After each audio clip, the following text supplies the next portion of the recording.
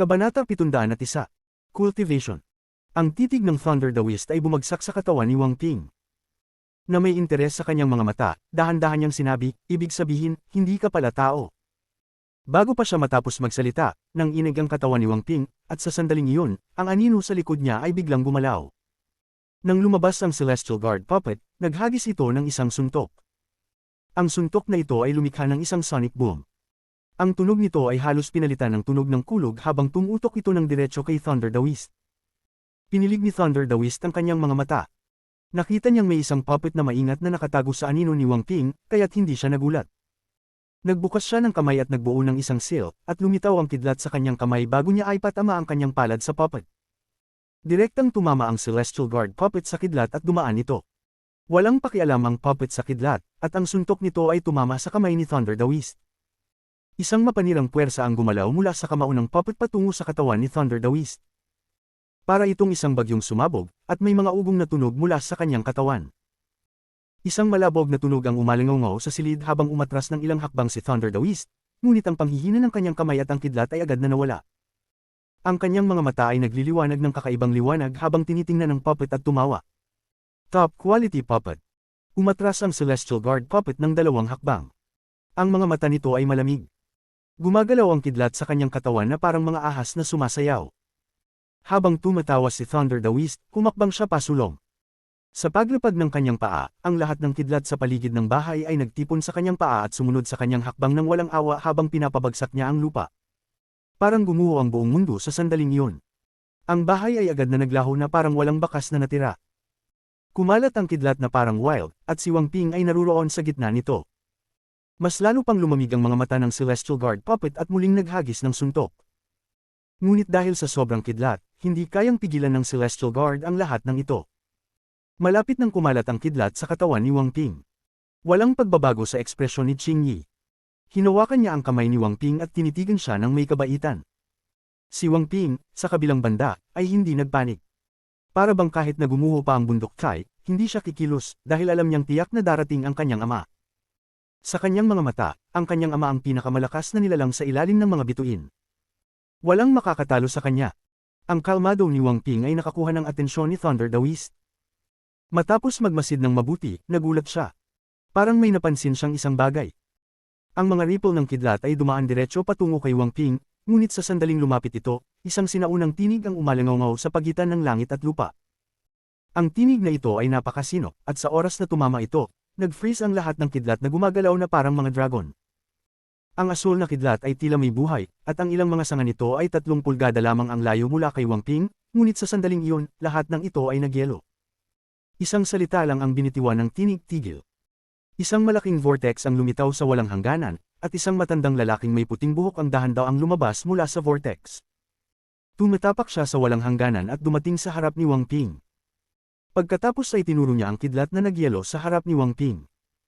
Isang serye ng mga crackling na tunog ang narinig habang ang mga bitik ay agad na kumalat sa mga ripple ng kidlat.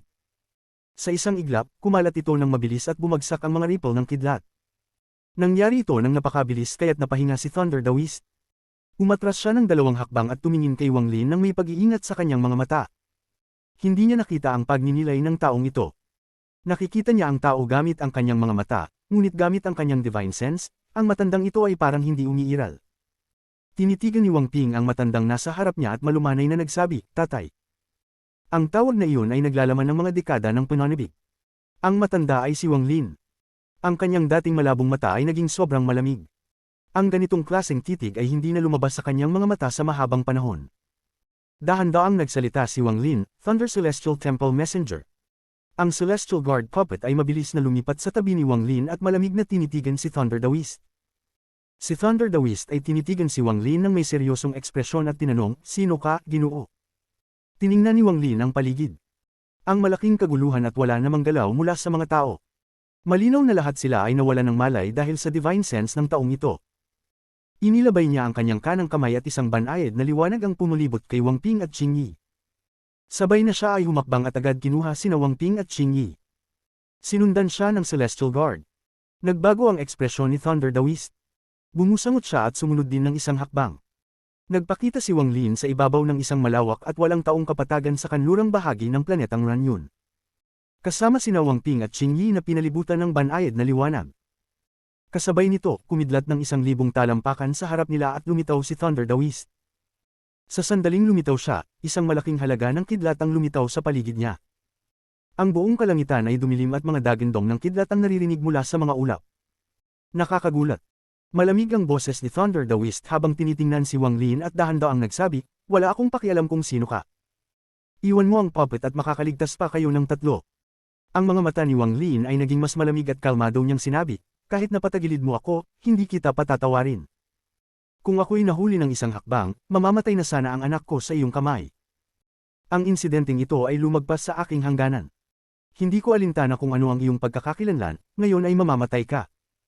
Ang kanyang tinig ay puno ng determinasyon, at biglang lumitaw ang killing intent. Kasabay nito, ang Celestial Guard ay naglakad pasulong at ang buong katawan nito ay naglabas ng gintong liwanag. Tumakbo ito paatras tulad ng isang taong gawa sa ginto at naghagis ng isang suntok kay Thunder the Whist. Si Thunder the Whist ay tumama sa kanyang bag of holding at lumabas ang isang thunder net sa kanyang kamay. Binuo niya ang isang seal at itinapon ang net. Ang net ay agad lumaki at sakupin ang buong kalangitan bago nagsimulang magkontrata patungo sa Celestial Guard. Maraming mga ron ang kumikislap sa thunder net. Matibay ito, kaya't hindi nasira ang suntok mula sa Celestial Guardian puppet. Ang matandang ito ay isang mensahero ng Thunder Celestial Temple. "Sa lakas mo, kahit na may puppet ka pa, imposibleng mapatay ako." Hindi pa tinitingnan ni Thunder the Whist ang thunder net habang binuo niya ang seal ng kanyang kamay. Isang kidlat ang tumama kay Wang Lin. Ang ekspresyon ni Wang Lin ay nanatiling neutral at hindi pa iniiwasan ang kidlat. Nang lumapit ito, binuka niya lamang ang kanyang bibig, at bago magtaka si Thunder the Whist, nilamon ni Wang Lin ang kidlat. Bumangon ang kidlat sa katawan ni Wang Lin, nagbigay ng mga crackling na tunog. Ang maliit na kidlat na ito ay hindi sapat. Itinaas ni Wang Lin ang kanyang kanang kamay at agad na gumalaw ang ilan sa kanyang orihinal na kaluluwa patungo sa kanyang kanang kamay. Biglang lumitaw ang isang bola ng kidlat sa kanyang palad.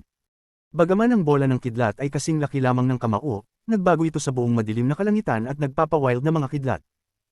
Sa isang iglap, lahat ng kidlat ay tumakbo patungo sa bola ng kidlat sa palad ni Wang Lin. Nagpahanga ito kay Thunder the Whist. Ang nakita niya ay lahat ng kidlat ay bumagsak na parang ulan patungo sa palad ng taong ito. Ito ay tunay na kidlat. Kalmado ang tinig ni Wang Lin at iniiwas ang kanyang kanang kamay. Ang bola ng kidlat ay nagbigay ng isang tunog ng rumble habang pumutok ito patungo kay Thunder the Whist. Ang ekspresyon ni Thunder the Whist ay nagbago ng malaki at agad siyang umatras ng walang pag-aalinlangan. Itinaas niya ang kanyang bag of holding at agad na kumuha ng isang itim na metal bar na 3 talampakan ng haba at 1 pulgada ang kapal. Mayroong mga ron na inukit dito, at may mga madilim na pulang guhit na nag-uunite dito. Sa oras na dumating ang bola ng kidlat ni Wang Lin, walang awa itong ipinako ni Thunder the Whist ang bar sa lupa.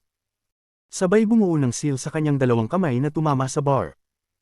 Ang mga mata ni Thunder the Whist ay kumunat at sumigaw, "Thunder ng langit at lupa, magtipon." Ang bola ng kidlat ay malapit ng sumabog, ngunit agad itong naapektuhan ng metal bar. Tumakbo ang kidlat patungo sa bar at bumuo ng isang malakas na kidlat sa paligid nito. Sa paggalaw ng kidlat, lahat ng rune ay nagsimulang kumislap na parang mabilis na sumisipsip ng isang bagay. Ngunit, sobrang lakas ng bola ng kidlat. Sa susunod na sandali, sumabog ito, nagbigay ng tunog na parang hindi na kayang hawakan at nagkaroon ng mga bitik. Ngunit ang madilim na pulang mga guhit ay gumalaw sa mga bitik at parang isang pandikit na pumihil sa metal bar mula sa pagkabasag. Ang bola ng kidlat ay umungal ng malakas, nagbibigay ng pakiramdam ng kadakilaan. Bagaman maraming kidlat ang nasipsip ng metal, ito pa rin ay tumama sa metal bar. Sa sandaling ito, mabilis na kumalat ang mga bitik sa metal bar at tila sumabog ang mga ito sa isang iglap. Ngayon, ang madilim na pulang guhit ay tila tumakip sa buong metal bar upang mapanatili itong buo. Tinitigan ni Thunder the Whist ang senaryong ito nang hindi makapaniwala. Sa oras na iyon, parang hindi na kayang tiisin ng metal bar ang malakas na kidlat. Matapos makuha ang buong bola ng kidlat, ito ay kumilos at bigla na lang gumuho sa harap ni Thunder the Whist. Para bang ang kidlat ay pumutok at ang planeta ng Ranyon ay nanginig. Ang malalaking bundok ay gumuho, na nagdulot ng isang malalaking ingay. Ang metal bar ay gumuho at ang malakas na kidlat ay sumabog na parang isang sigo sa gitna ni Thunder the Whist. Siya ay napilitang umatras ng 10 hakbang at ang kanyang mukha ay namutla. Tumingin siya kay Wang Lin at sumigaw, "Ikaw ang tao na nagkunwaring mensahero ng Thunder Celestial Temple, Shu Mo. Ano ang antas ng iyong cultivation?" Ang kidlat na dulot ng pagbagsak ng metal bar ay nagdulot ng pagkawala ng kidlat sa paligid ng Celestial Guard, at ang Celestial Guard ay lumakad palabas. Si Wang Lin ay kalmadong tumingin kay Thunder Daoist at dahan-daang nagsabi, ang aking cultivation level. Nag-isip siya at bigla na lamang sumabog ang celestial spiritual energy mula sa kanyang katawan. Mula sa foundation establishment ay umakyat hanggang soul formation. Hindi pa ito ang katapusan. Habang ang celestial spiritual energy sa kanyang katawan ay pumutok, ang antas ng kanyang pagsasanay ay tumaas sa maagang yugto ng ascendant. Habang ang katawan ni Wang Lin ay napupuno ng celestial spiritual energy, ang ekspresyon ni Thunder Daoist ay lalong naging masama. Bagamat hindi niya itinuturing na banta ang isang cultivator sa unang hakbang, patuloy na tumaas ang antas ng pagsasanay ng matandang lalaki, at hindi niya alam kung hanggang saan ito aabot. Ang maagang yugto ng ascendant ay hindi ang katapusan. Habang ang celestial spiritual energy sa kanyang katawan ay patuloy na pumutok, ang kanyang pagsasanay ay umabot sa kalagitnaan ng yugto ng ascendant. Dahan-daang kumalma ang celestial spiritual energy at nanatili sa kalagitnaan ng yugto ng ascendant. Ngunit, ang aura ni Wang Lin ay lalong lumakas ng walang tigil. Ang aurang ito ay nagmumula sa kanyang domain. Ang limitasyon ng kalagitnaan ng yugto ng ascendant na pagsasanay ay hindi nakapagpahinto sa pagtaas ng domain. Ang aura ng domain ni Wang Lin ay lalong lumakas, na naging sanhi ng paglubha ng ekspresyon ni Thunder Daoist. Ang pagtaas ng domain ay tila hindi matatapos at lumampas sa karaniwang mid-stage ascendant cultivator. Sa puntong ito, ang puting buhok ni Wang Lin ay gumalaw kahit walang hangin, at siya ay nagsimulang mag-isip ng mas mabuti. Ang malakas na aura ay kumalat mula kay Wang Lin at damaloy sa lahat ng direksyon. Dahan-dahan itong tinakpan ng planeta Ranyon. Habang patuloy na kumakalat ang kanyang domain, umabot ito sa huling yugto ng ascendant. Hindi ito ang huling paghinto. Patuloy itong tumaas. Nagbigay ito ng dahilan upang patuloy na kumilid ang mata ni Thunder Daoist, at halos mawalan siya ng hininga dahil sa takot. Nang maramdaman niyang huminto ang domain, siya ay huminga ng maluwag at naisip, ang cultivator na nakatigil pa sa unang hakbang ay madaling patumbahin. Ngunit ganoon lang ba siya kalakas? Isang malaking painting ng bundok at ilog ang lumitaw sa kalangitan. Ginamit ng painting ang langit bilang canvas at ang lupa bilang tinta. Para bang isang mirage na biglang lumitaw. Isang ilog mula sa ilalim ng lupa ang dahan-daang lumitaw mula sa painting at damaloy. Ngunit bigla itong kumalog at pumasok kay Wang Lin mula sa itaas ng kanyang ulo. Habang si Thunder Daoist ay lubos na nagulat, ang domain ni Wang Lin, na malapit nang umabot sa tuktok, ay biglang tumaas at umabot sa rurok ng late stage ng ascendant. Huminto ang domain ni Wang Lin dito. Si Thunder Daoist ay nagbuntong hininga ng maluwag. Talaga siyang natakot na baka ang domain ni Wang Lin ay makalusot sa unang hakbang. Kung ganoon nga, magiging matindi ang laban ngayong araw dahil sa tulong ng puppet. Si Thunder Daoist ay ngumisi. Ganito lang baka baba ang iyong pagsasanay at magtatanim ka ng isang tao mula sa Thunder Celestial Temple. Ngunit mayroon pa ring mga duda sa kanyang puso. Matapos lahat, ang bowl ang kidlat na ginamit ni Shu mo kanina ay sobrang nakakagulat. Ang ganitong klase ng Thunder Spell ay hindi basta-basta magagawa ng isang ordinaryong cultivator. Tanging ang mga Earth Rank Messenger sa Thunder Celestial Temple lang ang nakakita nito. Isa pang bagay na nagbigay duda sa kanya ay noong nakaraang pagkakataon, hindi niya ma-detect ang pagkakaroon ng taong ito gamit ang kanyang Divine Sense. Bagamat ngayon, kitang-kita na niya ang antas ng pagsasanay ng kalaban, palagi niyang nararamdaman na may isang layer ng mist na bumabalot sa taong ito. Para bang tinatangkang pagmasdan ng buwan sa salamin ng tubig. Tumangala si Wang Lin. Wala siyang sapat na celestial spiritual energy, kaya't ang kanyang pagsasanay ay tumigil sa kalagitnaan ng ascendant. Gayunpaman, ang kanyang domain ay umabot sa isang mataas na antas na kahit siya ay nagulat, dahil ito'y labas sa kanyang mga inaasahan. Bukod dito, inilabas lamang niya ang kanyang life and death domain. Mayroon pang Thundermite at Karma domain na hindi pa niya nailalabas. Ang dahilan kung bakit hindi nakikita ni Thunder Daoist ang domain ni Wang Lin ay dahil sa Karma domain. Pagkatapos mag-evolve ng domain ni Wang Lin, magiging imposibleng makita ito maliban na lamang kung ikaw ay isang tunay na cultivator sa ikalawang hakbang. Matapos lahat, ang yin at yang na yugto ay isang tulay lamang sa pagitan ng unang hakbang at ikalawang hakbang. Tinutok ni Wang Ping ang kanyang mata sa kanyang ama na nasa harap niya. Sa sandaling tumaas ang antas ng pagsasanay ng kanyang ama, may kaunting pagkilos na naramdaman sa kanyang katawan. Malinaw niyang naramdaman ang pagkilos na ito sa kanyang kaluluwa, at ito ay lalong nagpatibay sa kanyang hinala. Kabanata 702. Manahimik ka. Mas lalo pang naging mapait ang nararamdaman ni Wang Ping. Sa kanyang tabi, hawak ni Qingyi ang kanyang kamay. Ang kanyang mga mata ay puno ng kabaitan habang sinasabi, huwag mag-alala. Anuman ang iyong kalagayan, sasamahan kita. Tahimik na nag-isip si Wang Ping at tumango. Ang ekspresyon ni Thunder Daoist ay naging madilim habang tinitingnan si Wang Lin at sinabing, ipapakita ko sa iyo kung ano ang tunay na mensahero ng Thunder Celestial Temple. Itinaas niya ang kanyang kamay at itinuro ang kalangitan at sumigaw, Celestial Thunder Beast. Malalaking kidlat ang dumating mula sa lahat ng direksyon at parabang sinakop ang buong kalangitan. Ang mga kidlat ay nagtipon na parang mababaliw sa pagbuo ng isang malaking bola sa itaas ni Thunder the Beast. Pagkatapos, isang malakas na ugong ng kidlat ang kumalibit sa buong planeta. Ang tunog na ito ay puno ng kadakilaan na makapagpapalakas ng loob ng sinumang makarinig nito. Sa mga sandaling iyon, ang mga cultivator na nahirapan sa ilalim ng divine sense ni Thunder the Beast ay nakarinig ng tunog ng kidlat. Lahat ng spiritual energy sa kanilang mga katawan ay nag-ulo, at halos hindi nila ito makontrol. Ang bola ng kidlat ay kumalog bago biglang lumiit hanggang sa maging isang marangel at pambihirang Thunder Beast. Ang Thunder Beast na ito ay sobrang kintab, at naglalabas ng dalawang kidlat mula sa mga butas ng ilong nito. Ang malalaking mata nito ay nagpapakita ng kayabangan, na parabang siya ang pinakamarangal na nilalang sa mundo. Ngunit, sa sandaling tinitigan nito si Wang Lin, nagulat ito at nagpakita ng bahagyang kalituhan. Tinitigan ni Thunder the Beast si Wang Lin at tahimik na nagsabi, dahil sa Thunder Beast na ito, maaari mong tawagin isang mensahero ng Thunder Celestial Temple. Ang krimen ng pagpapanggap bilang isa ay ang pagkakabasag ng buong pamilya mo. Tiningnan ni Wang Lin ang Thunder Beast at dahan daw ang nagsabi, hindi ito maituturing na Thunder Beast kung walang Thunder Horn. Binangga niya ang kanyang bag of holding at lumabas ang War Chariot at naging isang malaking kidlat. Isang mapaminsalang aura na kayang sirain ang mundo ay nagsimulang kumalat. Pagkatapos, isang malaking hayop ang dahan daw ang lumabas mula sa kidlat. Ito ay mukhang isang kilin, ngunit hindi ito isang kilin. May isang pilak na pangil sa ulo nito na nagbibigay ng tunog ng kidlat. Sa sandaling lumabas ito, nagbago ang ekspresyon ni Thunder the Beast. Ito ang pinakamalaking pagkabigla na naramdaman ng kanyang puso mula nang dumating siya sa Planet Ranyon. Ang pagkabigla ay labis kaya't tanging titig lang siya sa hayop nang hindi nagsasalita.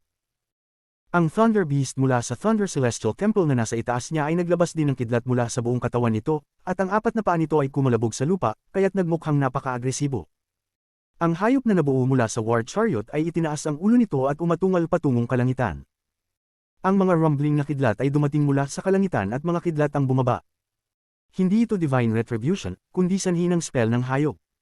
Ang Thunder Beast mula sa Thunder Celestial Temple ay naglabas ng kidlat mula sa ilong nito na parabang hindi na nito kayang tiisin at nagsimulang mag-atungal din. Ang mga mata ng Thunder Beast ni Wang Lin ay naging malamig. Kapag nagtagpo ang mga Thunder Beast, kung wala ang kanilang mga amo na pipigil, magsisimula sila ng isang laban hanggang kamatayan. Iba ito mula sa ibang Celestial Beasts. Isang sinag ng kidlat ang lumitaw sa ilalim ng paa ng Thunder Beast ni Wang Lin. Walang pag-aalinlangan, dumiretso itong sinalubong ang Thunder Beast mula sa Thunder Celestial Temple. Nagpakita ng bahagyang takot ang mga mata ng Thunder Beast na iyon. Hindi ito purong lahi, ngunit malinaw nitong naramdaman na ang kidlat ng kabilang hayop ay napakalakas. Ngunit, ang dignidad mula sa kaluluwa nito ay nag-udyok upang hindi magpatinag, kaya't umatungal ito at sumugod ng walang takot. Ang mga pagsabog ng kidlat ay kumalibit sa buong lupa habang nagsimula ang matinding laban ng dalawang Thunder Beast.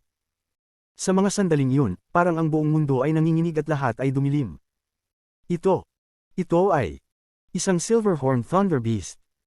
Ang mga mata ni Thunder the Beast ay napako sa pilak na pangil sa Thunder Beast ni Wang Lin, at ang kanyang mga mata ay puno ng pagkabigla. Ang pagkakaroon ng Thunder Beast at bihasa sa Thunder Spells. Ang mukha ni Thunder the Beast ay puno ng hinagpis. Kung hindi siya pinakiusapan na pumunta at tiyakin na walang mensahero mula sa Thunder Celestial Temple dito 70 taon na ang nakalipas, maaaring inisip niyang si Wang Lin ay isang mensahero mula sa Thunder Celestial Temple. Mayroong Silverhorn Thunder Beasts ang Thunder Celestial Temple, ngunit kakaunti lamang ito, at nasa kamay ng mga administratibong Heaven-ranked messengers. Kung makuha niya ang isang Silverhorn Thunder Beast, tiyak na tataas ang kanyang estado sa Thunder Celestial Temple. Ang mga mata niya ay nagpakita ng isang bahagyang kasakiman habang tinitingnan ang pangil ng Thunder Beast. Tumingin siya kay Wang Lin at hindi na nagdalawang isip. Binuo niya ang mga kamay niya sa isang seal at pagkatapos ay bigla niyang pinagdikit ang mga kamay. Nang hilahin niya ang mga ito, isang matinding kislap ang lumitaw at isang pilak na espada ng kidlat ang nabuo. Habang ang kidlat ay dumadaloy sa espada, bumuo si Thunder the Beast ng isang seal gamit ang kanang kamay at itinutok ang espada patungo sa puppet. Ang pilak na longsword ay lumipad mula kay Thunder the Beast papunta sa Celestial Guard puppet.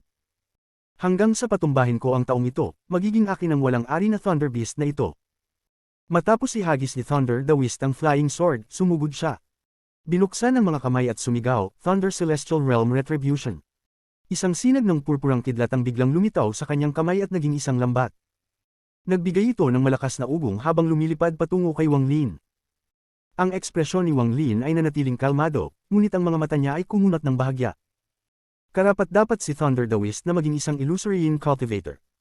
Hindi lamang ang kanyang katawan ay puno ng celestial spiritual energy, kundi ang kanyang kontrol sa kidlat ay nakakagulat. Natatakot ako na ang domain ng taong ito ay may kaugnayan din sa kidlat. Ang mga mata ni Wang Lin ay naging malamig habang ang kanang kamay niya ay hinawakan ang bag of holding at agad na lumitaw ang gintong celestial brush sa kanyang kamay. Ipinagpag ni Wang Lin ang brush sa hangin at isang simbolo ang biglang lumitaw. Hindi siya tumigil at ipinagpatuloy ito sa isang napakabilis na bilis at biglang nag-drawing ng 7 guhit. 7 guhit ang kanyang limitasyon. Kailangan niyang hatiin ang isang bahagi ng kanyang origin soul para sa bawat guhit, at sa 7 guhit, nahati na niya ang kanyang origin soul ng 7 beses. Matapos lamunin ni Wang Lin ang Ancient Thunder Dragon, nagbago siya. Ngayon, ang 7 bahagi ng kanyang origin soul ay nasa simbolo, at ang simbolo ay hindi na kumikislap ng gintong liwanag kundi isang puting liwanag na puno ng kidlat. Ngayon, hindi lamang ito naglalabas ng presyon ng isang celestial, kundi pati na rin ng presyon ng heavenly thunder. Sa sandaling kumpleto ang simbolo, may mga crackling sounds na nagmumula sa kidlat na dumadaloy dito. Isang hindi maisip na mapanirang puwersa ang sumabog mula sa simbolo, tulad ng isang bagyong dumating mula rito. Ang pressure na ito ay tunay na lakas ng heavenly thunder. Hindi ito maihahambing sa mga ordinaryong thunder spells. Nang lumabas ang puwersa ng heavenly thunder na ito, pati na ang 2 thunder beast na naglalaban ay tumigil at tumingin. Sa kanilang pagkaalam sa kidlat, malinaw nilang naramdaman na ang kidlat na iyon ay naglalaman ng bakas ng Ancient Heavenly Thunder. Ang Ancient Heavenly Thunder ay mula sa Ancient Thunder Dragon. Ang Ancient Thunder Dragon ay minsang namuno sa kidlat para sa mga langit at nakuha ang kapangyarihan upang kontrolin ang Heavenly Thunder. Matapos lamunin ni Wang Lin ang Ancient Thunder Dragon, dahan-dahan itong nagsaanib sa kanyang origin soul at nakuha niya ang kapangyarihan na iyon.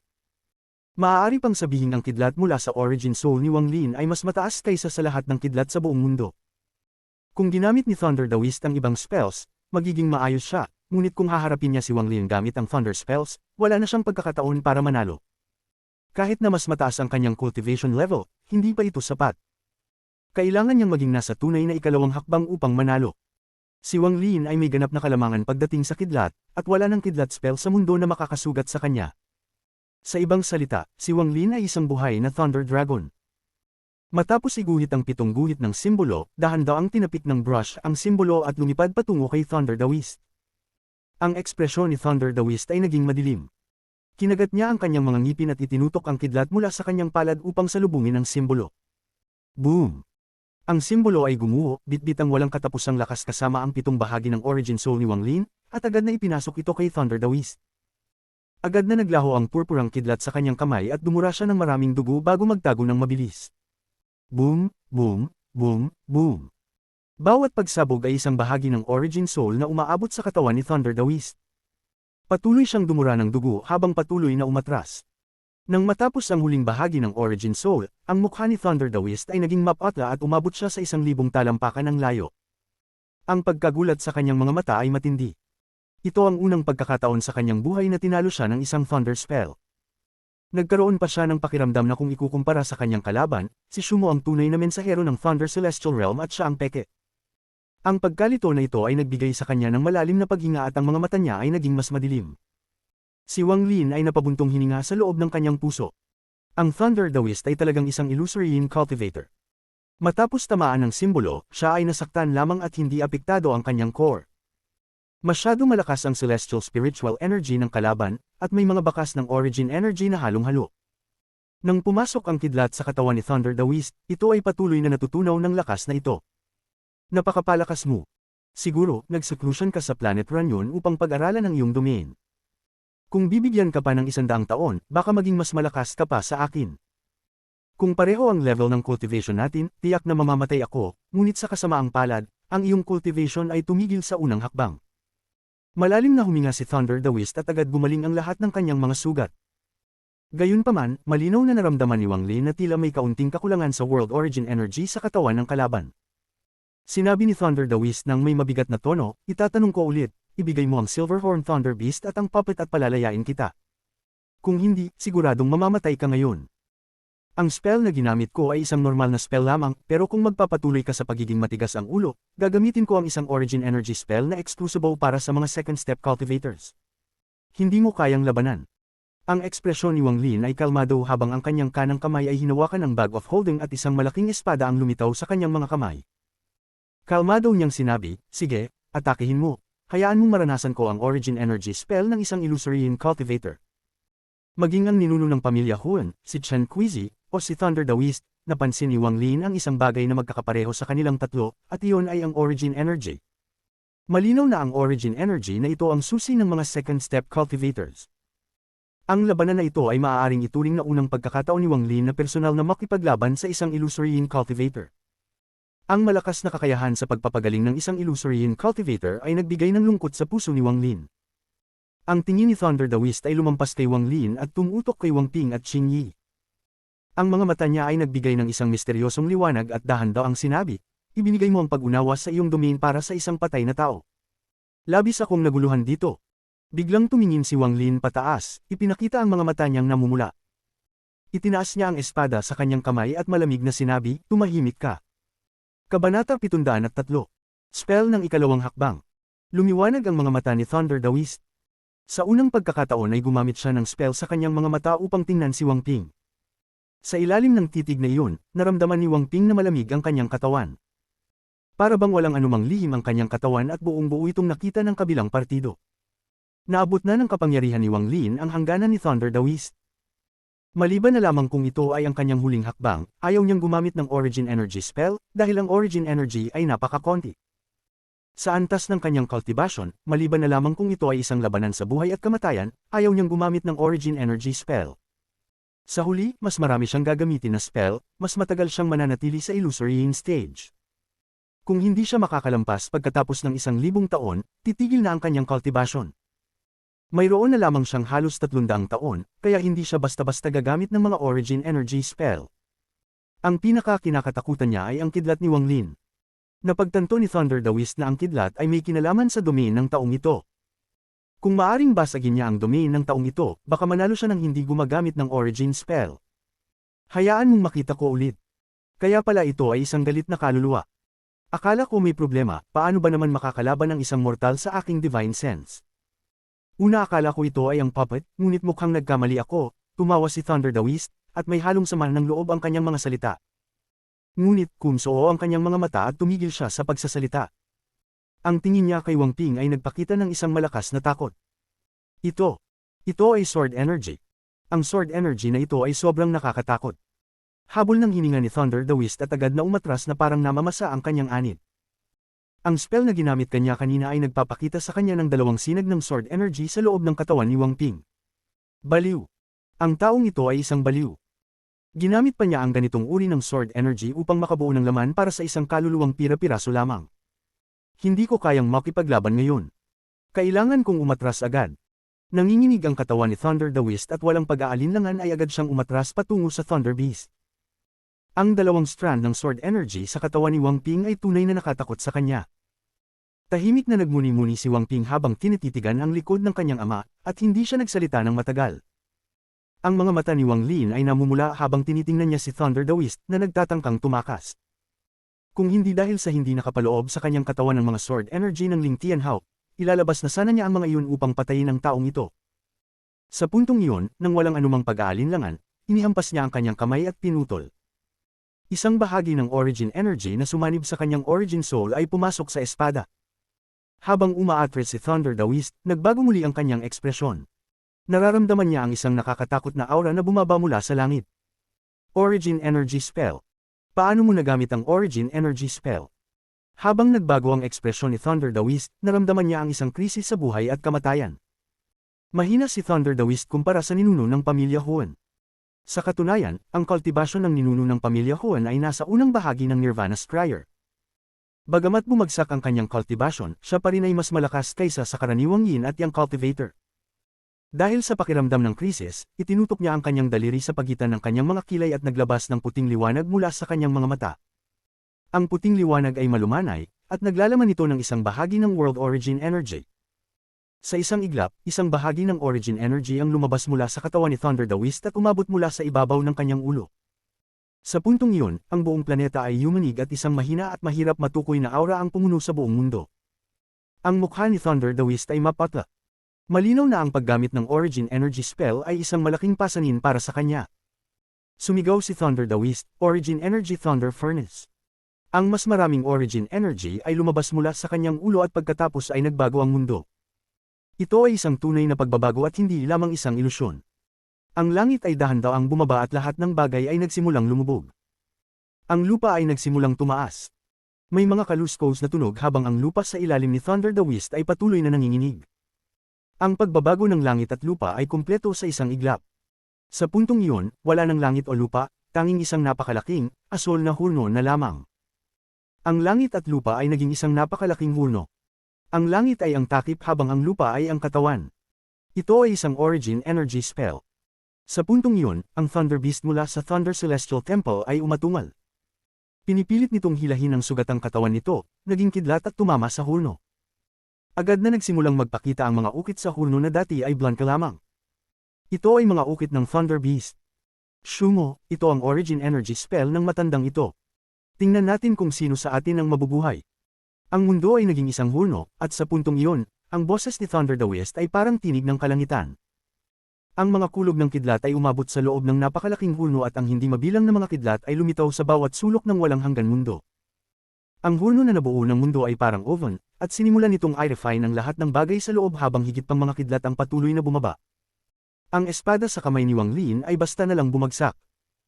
Ang kakaibang aura na ngayon ay naglalaman ng batas ng mundo ay pumuno sa buong hurno.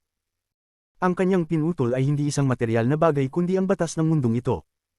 Ang mga kidlat ay patuloy na bumagsak kay Wang Lin. Ang mga kidlat na ito ay hindi ipinanganak mula sa langit kundi mula sa spell ni Thunder the Beast. Maliban sa kidlat, naglalaman din ito ng kanyang Dao. Kapag bumagsak ang Heavenly Chop, naging malabo ang hurno sa mga mata ni Wang Lin. May mga piraso ng asol na mga linya na pumapalibot sa lugar, at ito ang mga linya na bumuo ng hurno. Bumagsak ang espada at mabilis na bumagsak ang mga asol na linya.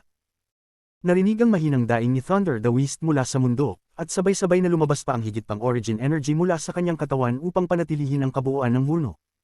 Di kalaunan, mas marami pang Dao Thunder ang bumaba. Bawat kidlat na bumagsak kay Wang Lin ay nagdulot ng pagyanig sa kanyang katawan. Kung hindi dahil sa pagbabago ng kanyang Origin Soul, tiyak na ang ganitong dami ng Dao Thunder ay magpapawala ng kanyang katawan ng ganap. Mas naging malamig ang mga mata ni Wang Lin. Sa puntong iyon, ang Celestial Guard Puppet, na naruroon din sa loob ng hurno, ay nagsimulang magpumiglas ng mabilis. Binomba nito ang buong lugar, na nagbigay pakiramdam sa buong mundo na ito ay nanginig. Bagamat malakas ang kidlat dito, mas matibay ang laman ng puppet kaya hindi ito nasaktan ng kidlat. Bawat suntok ng puppet ay kasing lakas ng isang atake ng isang Illusory Cultivator habang tumama ito sa hurno. Ito ang pinakamalaking banta kay Thunder the Beast. Halos bilang tugon sa Celestial Guard Puppet, umatungal ang Thunder Beast. Ang katawan nito ay nagbigay ng maliwanag na liwanag at isang piraso ng ginto ang lumabas mula sa kanyang pilak na pangil. Hindi mabilang na kidlat ang lumipad mula sa kanyang katawan at kumalat sa buong lugar. Ang mga kidlat ay nagdulot ng mga kaluskos at nagpapalakas sa pagyanig ng hurno. Ang mahinang daing ni Thunder the Beast ay umalingaw muli at isang malaking halaga ng Origin Energy ang lumabas mula sa kanyang katawan patungo sa malaking hurno. Pinuhin para sa matandang ito. Kabanata 704. Nagtatapos ang ikot ng reincarnation. Isang nakakatakot na boses ang umalingaw. Sa oras na bumaba ang Dao Thunder sa loob ng Pagan, isang purple na apoy ang lumitaw. Sa isang iglap, isang dagat ng apoy ang lumitaw sa loob ng Pagan. Ang kombinasyon ng kidlat at apoy ay naging mas malakas. Ang ekspresyon ni Wang Lin ay malungkot.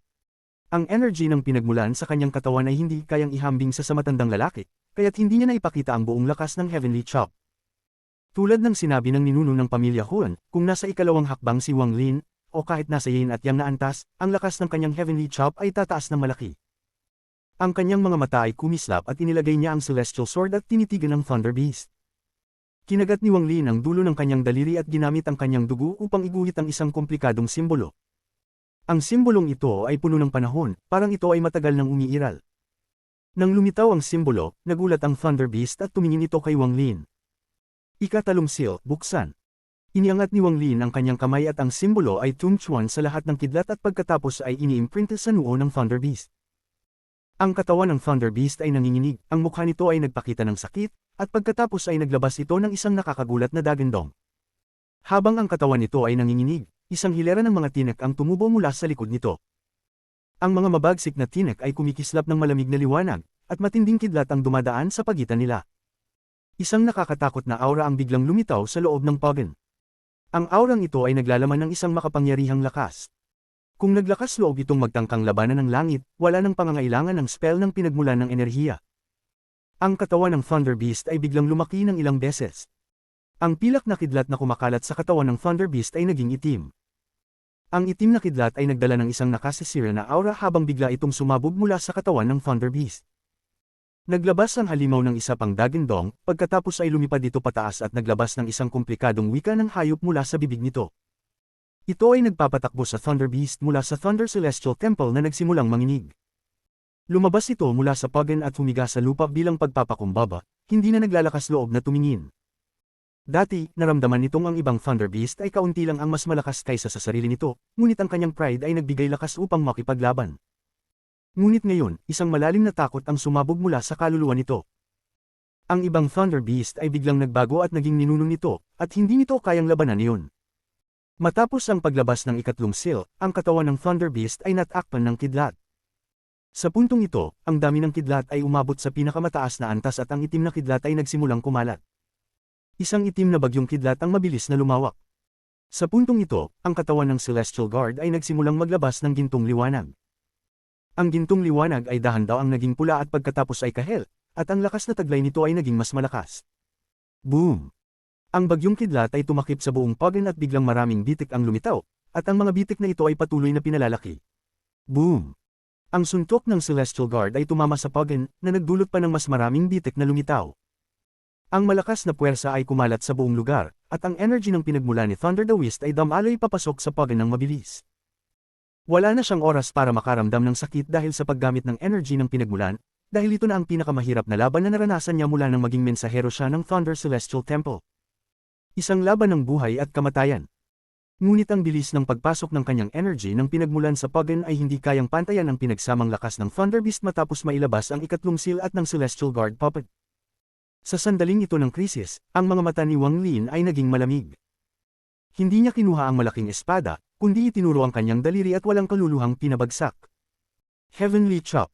Rumble. Isang hindi mailarawang pagsabog ang umalingaw sa langit at lupa. Ang malaking Pogon ay biglang sumabog. Mayroong itim na kidlat sa bawat piraso ng mga pira-piraso, at pagkatapos ay isang serye ng mga pagsabog ang muling naganap ng ang mga piraso ay muling sumabog. Ang ekspresyon ni Wang Lin ay namutla. Matapos gumamit ng dalawang Heavenly Chop, halos nauubos na ang kanyang energy ng pinagmulan, halos maabot ang puntong mawalan siya ng level sa kanyang cultivation. Kung nawalan siya kahit ng isang piraso, maaaring bumagsak ang kanyang cultivation level. Ang kanyang katawan ay kumislap at ang mundo sa paligid niya ay bumalik sa normal. Huminga si Wang Lin ng malalim. Kahit ang mukha niya ay mapotla, ang kanyang mga mata ay naging mas malamig pa kaysa sa dati. Ang katawan ni Thunder the Beast ay lumitaw sa hangin. Nagsuka siya ng maraming dugo at agad na lumingon at tumakas. Natatakot siya. Nakipaglaban siya sa walang bilang na mga laban ngunit hindi pa siya nakaranas ng ganitong kakaibang laban. Bagamat ang kalaban ay isang unang hakbang na cultivator lang, ang mga spell at mga yaman na taglay nito ay nakakatakot at ang dalawang sinag ng espada ay nagpatindi ng galit at pagkasisi na hindi siya nakatakas agad. Ang Celestial Guard puppet ay mabilis na humabol kay Thunder the Beast. Ang Thunder Beast ay naglabas ng isang dagindong at sumunod din ng mahigpit sa Celestial Guard. Dahan-dahan silang nawala sa likod ng abot tanaw. Tahimik na sinabi ni Wang Ping, "Tatay. Totoo ba ang sinabi niya?" Sa labanan kanina, hindi isinama ni Thunder the Beast sina Wang Ping at Qing Yi sa kanyang spell, dahil hindi siya naglakas loob na mag-provoke ng dalawang sinag ng espada na nasa loob ng katawan ni Wang Ping. Ang ekspresyon ni Wang Lin ay napakapait. Dahan-dahan siyang lumingon at tinitigan si Wang Ping. Pagkatapos ng mahabang panahon, tumanggo siya. Tinitigan ni Wang Ping ang kanyang ama at bahagyang ngumiti. Ang ngiting iyon ay tunay na maligaya, at kalmado niyang sinabi, "Tatay, ito ba ang totoong dahilan kung bakit hindi mo ako pinayagang mag-cultivate at bakit wala akong anak kay Qing Yi? Kasi patay na ako." Ang mga mata ni Wang Lin ay nagpakita ng kalungkutan habang tinitingnan si Wang Ping at malumanay na sinabi, "Hindi ka patay." Inalog ni Wang Ping ang kanyang ulo at ngumiti. "Tatay, tinuruan mo ako na kapag nakatagpo ako ng bundok, maaari ko itong akyatin. Kapag nakatagpo ako ng ilog, maaari ko itong tawilin. Kahit na makatagpo ako ng langit, maaari kong salungatin ito. Tatay, salamat." Sa katunayan, matagal ko nang alam ang sagot sa tanong na ito, pero hindi ko ito kayang harapin, hindi ko kayang kumpirmahin. Bakit hindi ko kayang mag-cultivate, bakit wala akong anak, bakit hindi ako nagkaroon ng sakit sa loob ng mahigit 70 taon? Hindi ko pa naramdaman ng tunay na pagod. Bakit malinaw kong nararamdaman na dumating na ang aking wakas habang ang aking katawan ay walang nararamdaman? Ngayon ko lang naintindihan. Tinitigan ni Wang Ping si Wang Lin. Ang kanyang ngiti ay nagpapakita ng kanyang kaligayahan, ngunit may kaunting kalungkutan sa mga mata niya. Tatay, ako, si Wang Ping, ay walang ina, mayroon lang tatay. Salamat sa paggabay sa akin. Si Wang Ping ay naramdaman ng mga mata niyang basang-basa, ngunit napansin niyang wala siyang mga luha. Ang sabi ko, wala pala akong luha. Si Wang Ping ay tumingin ng malungkot sa kanyang ama at malumanay na sinabi, Tatay, mag-ingat ka. Hindi ko napanatili ang pangako ko na makakasama kita habang buhay. Ang kalungkutan sa mga mata ni Wang Lin ay lalong lumalim. Matapos ipasa ni Liu Mei si Wang Ping sa kanya, pinakain niya si Wang Ping ng gamot at ginamit ang kanyang kidlat upang pagalingin siya. Ngunit sa huli, natuklasan niya na matagal nang patay si Wang Ping. Ang buhay ng isang mortal ay maikli, at ganoon din ang isang galit na kaluluwa. Ang natira ay isang piraso ng kaluluwa na napapalibutan ng galit, kaya't hindi na ito makakabalik sa cycle ng reincarnation. Ito ang tunay na anyo ng isang galit na kaluluwa. Ang ibinigay ni Liu Mei kay Wang Lin ay ang piraso ng kaluluwa niya. Hindi maaaring mag-cultivate ang pirasong kaluluwang ito dahil hindi ito makakagawa ng cultivation. Kung subukan itong mag-cultivate, mag-a-activate ang galit na aura at tuluyan itong mawawala. Hindi kayang mag-cultivate ni Wang Ping ng lihim mula kay Wang Lin dahil ang katawan niya ay gawa sa sword energy. Ginamit ang isang sinag ng sword energy upang bumuo ng laman at ang isa pang sinag ng sword energy upang protektahan ang kaluluwa, ito si Wang Ping. Ang paglago na ito ay nagawa gamit lang ang isang spell. Mahigit 70 taon ng buhay, ang lahat ng paglago ni Wang Ping ay dahil sa celestial spell ni Wang Lin. Whispered Wang Lin, matutupad ang iyong pangako, maniwala ka sa akin. Tinitigan ni Wang Ping ang kanyang ama habang hawak ang kamay ni Qing Yi at malumanay na sinabi, Tatay, pakawalan mo si Qing Yi. Lumilingon siya at tinitigan si Qing Yi ng may kahulugan. Nagpakita siya ng isang banayad na ngiti at malumanay na sinabi, kung may buhay pagkatapos ng kamatayan, kung ako'y ma-reincarnate, pupunta ako at hahanapin kita, Qing Yi. Habang ang mga luha ay bumagsak mula sa mga pisngi ni Qing Yi, binuksan niya ang kanyang bibig na parang gusto niyang magsalita. Ipinagpag ni Wang Ping ang kanyang ulo habang tinitingnan ng langit at malumanay na sinabi, Tatay, Qing Yi, aalis na ako. Ang mga mata ni Wang Ping ay nagpakita ng malakas na pakiramdam ng kalungkutan. Gusto niyang makasama si Qing Yi at samahan ang kanyang ama magpakailanman. Magpakailanman. Sa isang kalituhan, parang siya ay bumalik sa kanyang pagkabata. Sa 19 na taon na nanatili siya sa nayon, ininom niya ang gamot at nagpakita ng isang masayang ngiti. Tatay, ang gamot ay sobrang mapait. Parang nakita niya ang kanyang ama na ginagamit ang spell upang alisin ang galit na aura sa kanyang katawan gabi-gabi. Makikita niya na ang gamot ay hindi nasisipsip ng kanyang katawan kundi ng kanyang kaluluwa. Dahil hindi kayang tanggapin ng kanyang katawan ang gamot. Parang nakikita niya na ang katawan niya ay isang sinag ng gintong sword energy. Makikita rin niyang may isa pang sinag ng gintong sword energy na nakapalibot sa kanyang kaluluwa. Walang dahilan kung bakit palaging pangarap ko na ako'y nasa isang gintong mundo noong aking pagkabata. Pumikit si Wang Ping. Sa puntong ito, ang kanyang katawan ay naglabas ng gintong liwanag at naging isang sinag ng sword energy na tumayo sa tabi ni Wang Lin. Pagkatapos, isang sinag ng sword energy ang muling lumitaw. Ang natira ay isang bola ng puting liwanag na tahimik na lumulutang doon. May isang itim na thread na gumagalaw sa loob ng puting bola. Ang itim na thread na ito ang huling piraso ng galit. Tinitigan ni Wang Lin ang bola ng puting liwanag ng matagal bago itaas ang kanyang kamay at dahan-daang pinunasan ng bola. Nawala ang itim na thread. Matapos maranasan ng isang cycle ng reincarnation, sa wakas ay naalis ang galit ng anak ni Wang Lin. Ang mga luha ay damaloy mula sa kanyang mga mata habang maingat niyang hawak ang bola ng liwanag na parang karga ang sanggol noon. Ang hangin ay nagsimulang humapap. Ang bola ng liwanag ay nagpakita ng mga palatandaan ng pagkalusaw, ngunit hindi binitiwan ni Wang Lin. Alam ni Wang Lin na kung binitiwan niya ito, ang pin-purifying na si Wang Ping ay babalik sa cycle ng reincarnation. Ping-er, matutupad ang iyong pangako. Kinuha ni Wang Lin ang bola ng liwanag at ipinagdiinan ito sa pagitan ng kanyang mga kilay. Pumasok ito sa perlas na kumikalaban sa langit at humilang malapit sa nag-uumpisang kaluluwa ni Limuan. Mula ngayon, ang iyong ina ay si Wan-er, lamingga si Wang Lin at naglakad papalayo. Tatay, lumuhad si Qing Yi sa lupa. Ang lungkot sa kanyang mga mata ay hindi nalalayo sa nararamdaman ni Wang Lin. Punong-puno ng luha ang mga mata ni Qing Yi at mahinang sinabi, Tatay, may kasunduan kami ni Wang Ping. Kahit sa kabilang buhay, susundan ko siya. Isama mo ako, kahit na piraso lamang ng kaluluwa. Pupunta ako kahit saan basta't kasama ko si Wang Ping. Tatay, ikaw ang nagtagubilan sa akin na laging samahan si Wang Ping. Hinding-hindi ka magsisisi. Hinding-hindi. Umalis si Wang Lin, at kasama niyang naglakbay ang walang pagsisising kaluluwa ni Qing Yi. Sa ilalim ng paglubog ng araw, ang kanyang matandang katawan ay unti-unting nagbago.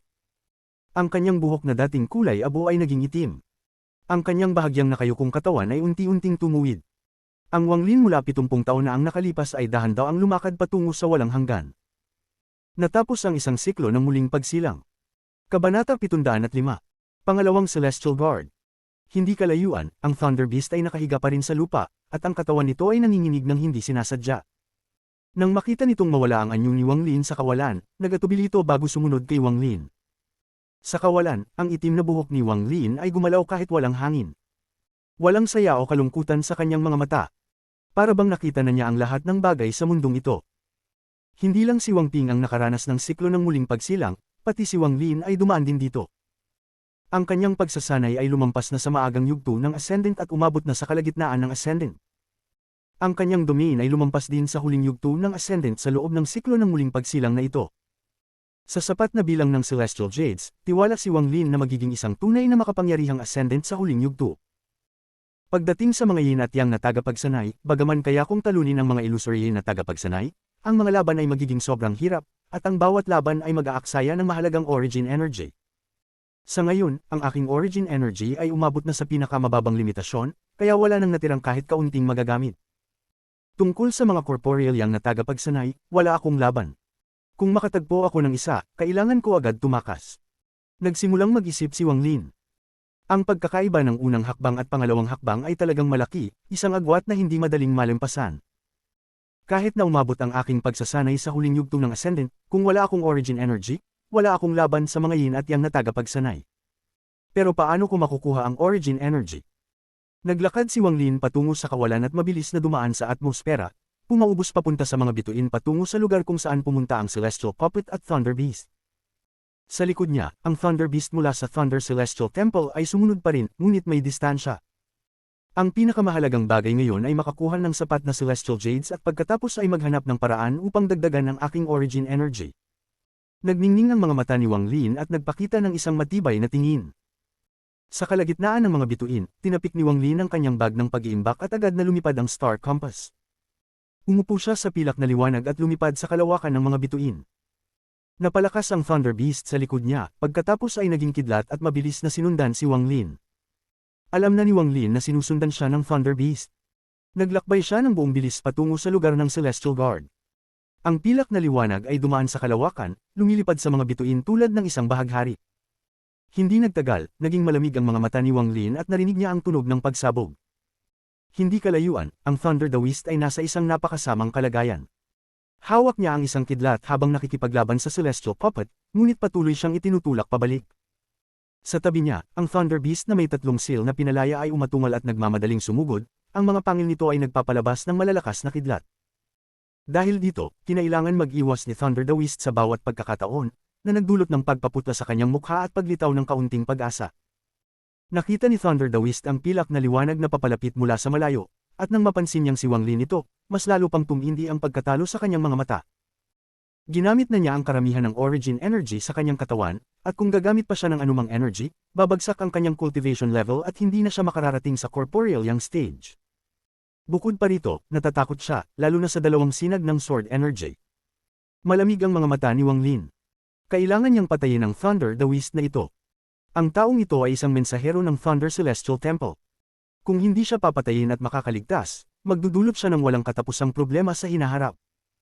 Tinapik ni Wang Lin ang kanyang bag ng pag-iimbak at 7 mahalagang espada ang lumipad palabas, bumuo ng 7-star sword formation.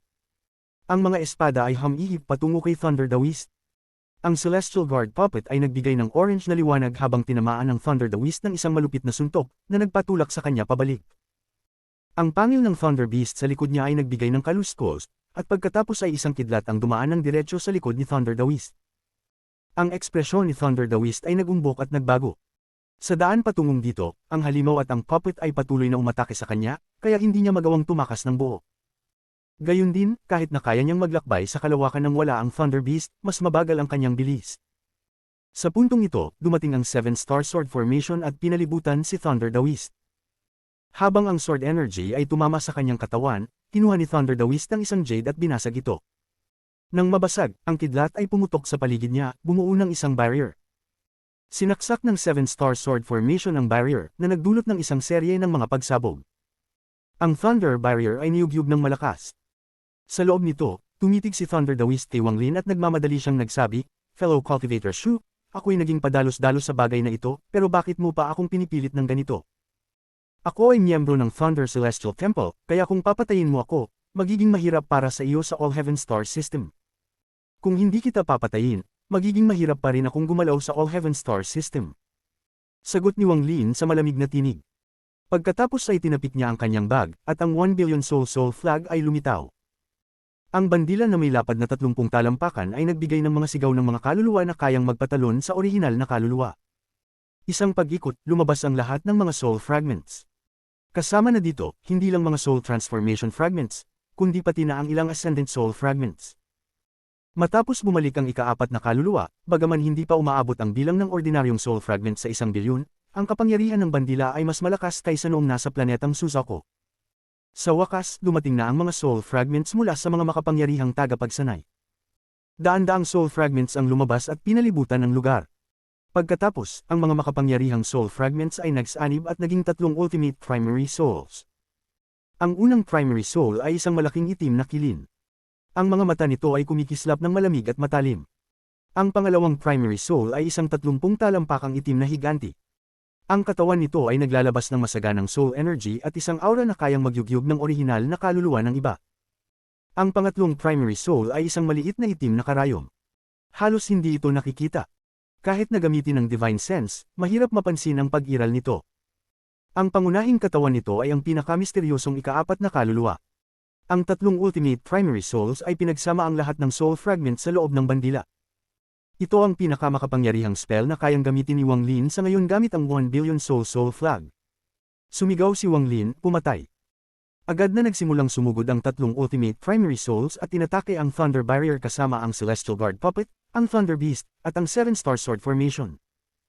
Ang mga mata ni Thunder the Beast ay kumitid, pagkatapos ay nagbago ang ekspresyon ng kanyang mukha at naging mapatla at lalong lumakas ang kanyang desperasyon.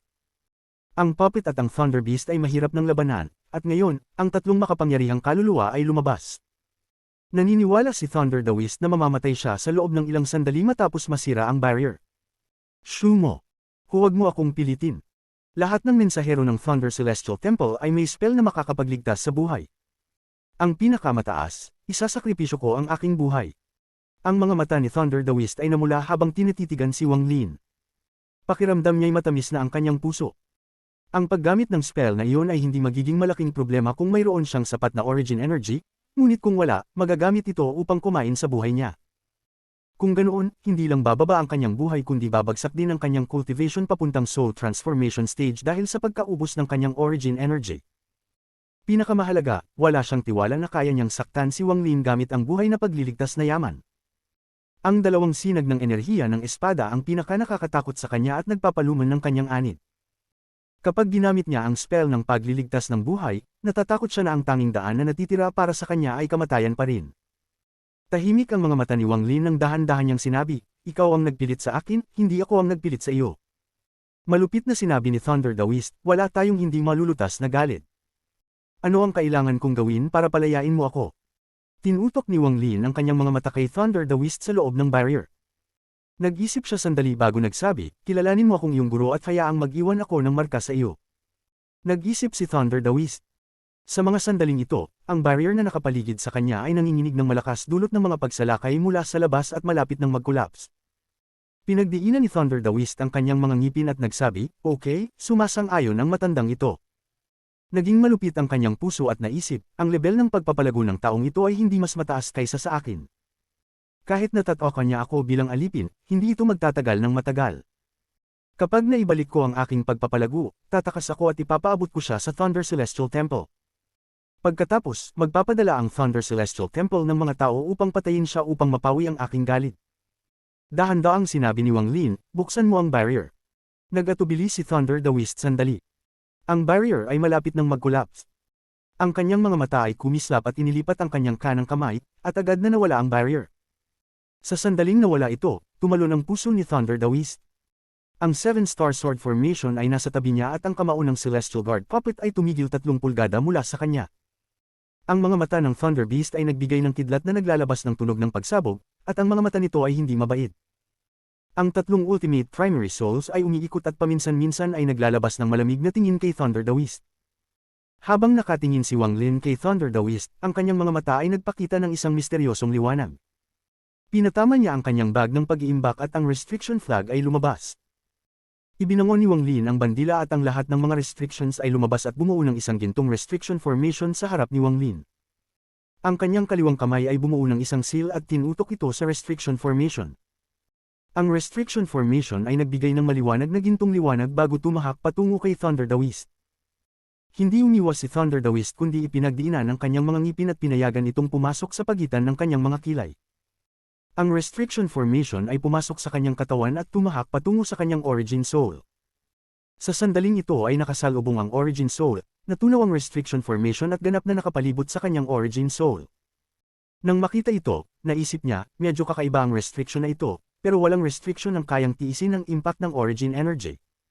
Kapag naibalik ng matandang ito ang kanyang origin energy, masisira ko ang formation. Isa pa lang ito sa mga hakbang ng restriction, may pangalawang hakbang pa. Matapos magsalita si Wang Lin, tinapakan niya ang Star Compass at mabilis na lumipad patungo sa malayo.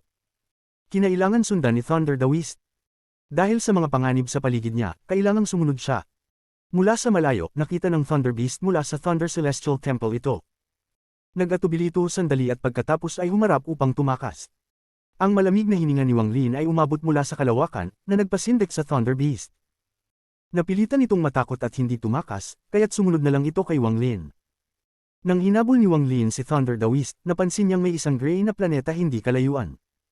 Isang abandonadong planeta ito. Wala itong anumang spiritual energy at mukhang walang buhay dito. Mabilis ang bilis ni Wang Lin habang tumatakbo direkta patungo sa planetang ito. Hindi nagtagal, dumating siya sa ibabaw ng gray na planeta. Ang lupa ay gray at ang mga bagyo ay dumadapo sa planeta. Puno din ito ng nakamamatay na gas na agad na papatay sa mga mortal.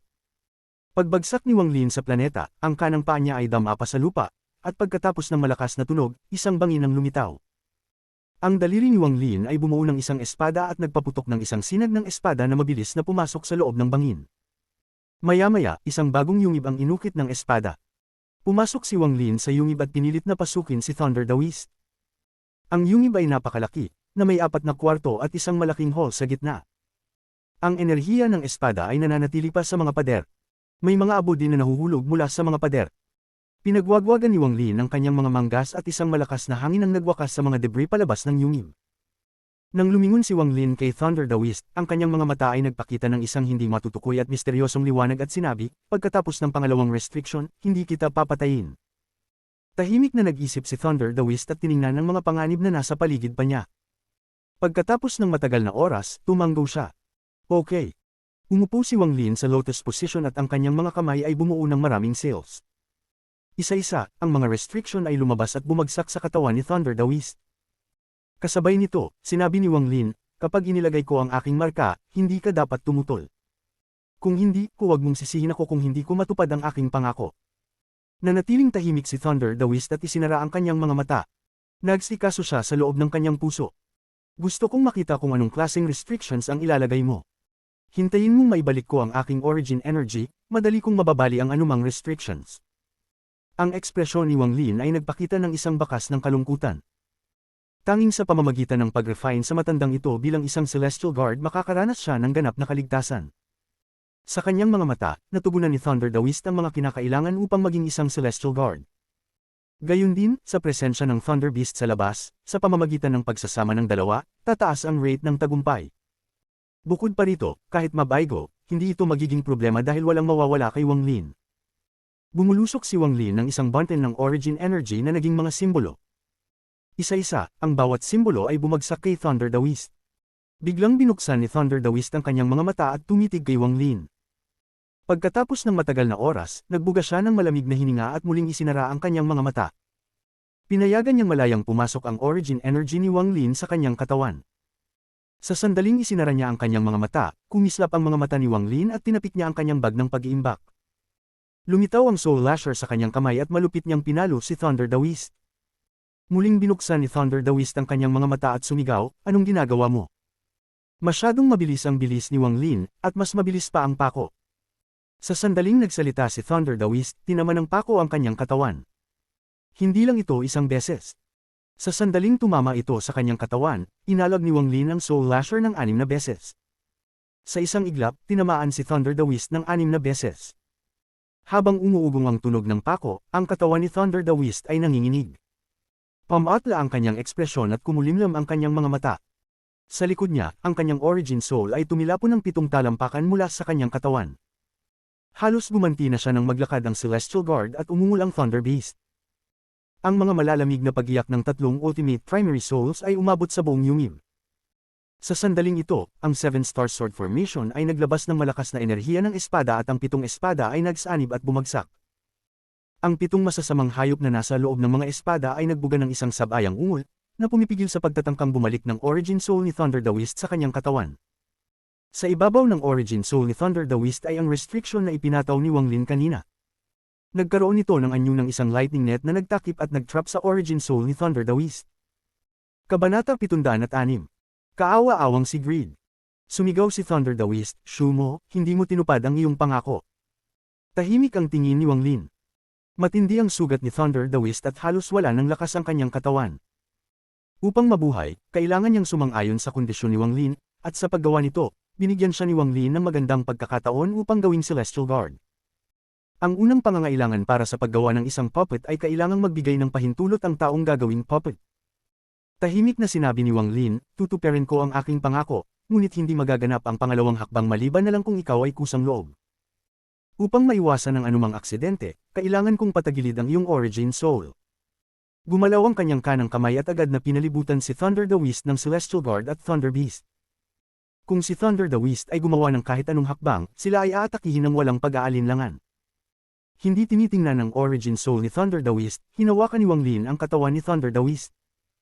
Matapos kunin ang bag ng pag-iimbak, muling bumuga ng isa pang bibig ng Origin Energy si Wang Lin na pumulibot sa katawan ni Thunder the Whist. Ang Origin Soul ni Thunder the Whist ay labis na madilim habang malamig na tinitingnan si Wang Lin. Nais niyang makita kung anong uri ng imprint ang iiwan ni Shumo. Bumabagal ang oras, at patuloy na nagbubuga si Wang Lin ng Origin Energy. Pumasok ang Origin Energy sa katawan ni Thunder the Whist na parang mga kidlat. Sa isang saglit, lumipas ang ilang araw. Patuloy na natutuyot ang katawan ni Thunder the Whist hanggang sa halos balat at buto na lang ito. Gayunpaman, mayroong kidlat na dumadaloy sa loob ng kanyang katawan at may mga kumikislap na tanso na liwanag na tumatalab na parang kakaibang hitsura. Ang Origin Soul ni Thunder the Whist ay nakatutok at puno ng pagkabigla habang tinitingnan ito. Noong una, hindi niya maintindihan kung ano ang balak ni Wang Lin, ngunit pagkatapos ng ilang araw, bigla niyang naisip. Gagawin siyang puppet ni Shumo. Ang pagkabigla sa kanyang mga mata ay naging takot, lalo na nang tumingin siya sa Celestial Guard puppet na nasa kanyang tabi. Kahit na isa na lang siyang Origin Soul, naramdaman niyang pumatag ang kanyang katawan. Maaari bang ang puppet na ito ay nilikha niya? Ano ang background ng taong ito na nakakaalam ng ganitong malupit na pamamaraan ng paggawa ng puppet? Binuksan ni Wang Lin ang kanyang mga mata at tiningnan ang mummified na katawan na naglalabas ng tanso na liwanag. Ang mga mata niya ay nagbigay ng misteryosong liwanag. Totoo, katawan ito ng isang Illusory Cultivator. Tanso na ang ranggo nito ng walang anumang metal material. Kung magdadagdag ako ng ilang heavenly treasures, naniniwala akong makakamit pa nito ang mas mataas. Nang makita ng Origin Soul ni Thunder the Whist na binuksan ni Wang Lin ang kanyang mga mata, agad siyang sumigaw, "Shumo, anong ginagawa mo? Nangako na akong maging alipin mo, ngunit hindi ako nangako na maging puppet mo." Ilang beses na siyang sumigaw, ngunit hindi siya pinansin ni Wang Lin at patuloy lang siya sa paggawa ng puppet. Ang mismong katawan niya na ginagawang puppet ay nagpatindi ng galit kay Wang Lin. Gayunpaman, hindi siya naglakas loob na kumilos. Ang seal sa kanyang Origin Soul at ang pagiging surrounded ng Celestial Guard, Thunder Beast, at 3 Ultimate Primary Souls ay naglagay sa kanya sa isang sitwasyon kung saan mamamatay siya kapag gumalaw. Ang ingay. Nakakunot ang noo ni Wang Lin at inalog ang kanyang kanang kamay. Ang dalawang sinag ng Sword Energy ni Ling Tianhao ay lumabas at ang yungib ay agad na napuno ng Sword Energy. Ang Sword Energy na ito ay puno ng malupit na dumi ni Ling Tianhao. Sa ilalim ng presyon ng dalawang sinag ng Sword Energy, agad na nagsara ang bibig ni Thunder the Whist. Ang takot sa kanyang mga mata ay naging mas matindi nang makita ang dalawang sinag ng sword energy. Ang matinding tingin ng kanyang mata ay tumingin sa paligid sa mga panganib na nakapalibot sa kanya. Hindi lang sa ngayon, kahit na may mga origin energy siya, hindi pa rin niya gagawin na basta-basta tumakas kahit may origin energy siya. Ang pinakamatinding kinatatakutan niya ay ang dalawang sinag ng sword energy. Matapos magsara ang bibig ng origin soul ni Thunder Daoist, kumalat ang divine sense ni Wang Lin at tinakpan ang buong planeta. Matapos ang matagal na oras, pumikit ang mga mata niya at itinaas ang kanyang kanang kamay. Ang paligid ay yumanig at ang Underworld River ay lumitaw sa kalangitan sa labas ng yungib. Sumigaw si Wang Lin, "Underworld River, sumipsip." Naglabas ang Underworld River sa kalangitan ng malakas na puwersa ng pagsipsip. Ang puwersang ito ay pumasok sa lupa at nagsimulang maguga ang abandonadong planeta. Ang pagyanig ay tumindi hanggang magmukhang lindol. Makalipas ang ilang sandali, ang mga ores na naglalaman ng metal element ay hinayla mula sa lupa at dinala sa Underworld River isa-isa. Habang lumipas ang panahon, mas maraming metal ores ang hinihila. Matapos ang matagal na panahon, ang lupa ay dahan-dahang tumigil sa pag-uga at ang puwersa ng pagsipsip ay nawala. Ang malaking dami ng metal ores ay natunaw at naging 3 bola ng gintong likido na may laki ng kamao na dahan-dahang lumulutang papasok sa yungib.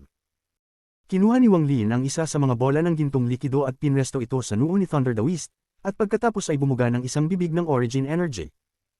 Nang mawala ang pangatlong bola sa katawan ni Thunder Daoist, nawala ang tanso na liwanag at pinalitan ito ng pilak na kislap. Silver Braid. Ipinakita ni Wang Lin ang kaluwagan sa kanyang mga mata at tumingin kay Thunder Daoist na patuloy na madilim na origin soul. Maging aking puppet ng 3,000 taon at bibigyan kita ng kalayaan.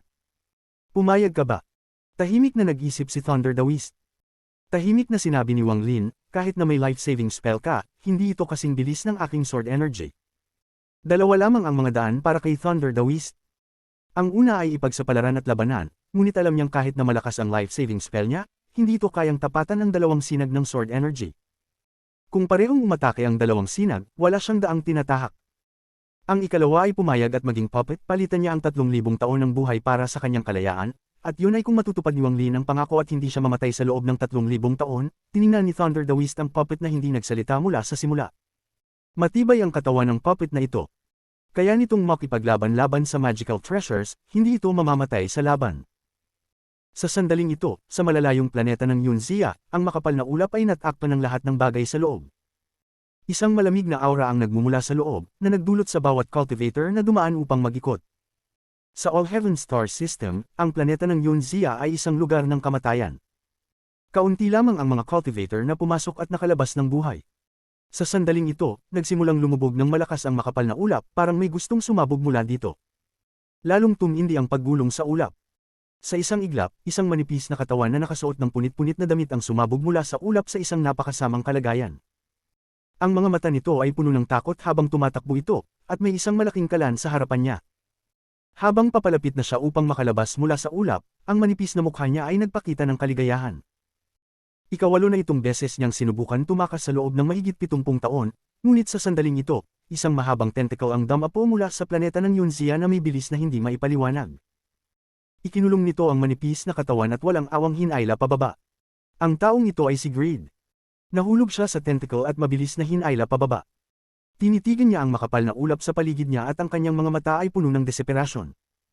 Naghanap ako ng mga kayamanan sa buong buhay ko, at hindi ko akalaing may mangyayaring ganito. Wang Lin, lahat ng ito ay dahil sa iyo. Kung hindi ka dumating sa cursed na All Heaven Star System, paano ko pa mapupunta dito? Kung hindi ako dinala dito, paano ko makikilala ang nakakatakot na planetang ito? Kabanata 707. Ang hindi kumpletong aklat ng Celestial Spell na nagpamangha kay Wang Lin. 6 na buwan ang lumipas, isang malalim na pagsabog ang umalingaw sa abandonadong planeta kung saan gumawa si Wang Lin ng isang yungib. Ang buong planeta ay bahagyang nayanig at ang alikabok ay pumuno sa kalangitan na parang makapal na hamog. Nagkunot ng noo si Wang Lin at lumabas mula sa makapal na ulap ng alikabok. Sa likuran niya ay may kasunod na isang payat na puppet. May mga kidlat na kumikislap sa kamao ng puppet. Sa huli, nagpa siya si Thunder Daoist na magkompromiso, ngunit hindi inaasahan ni Wang Lin ang mataas na failure rate ng paggawa ng Celestial Guards. Kahit pa may kasamang Thunder Beast mula sa Thunder Celestial Temple, nabigo pa rin ito sa huli.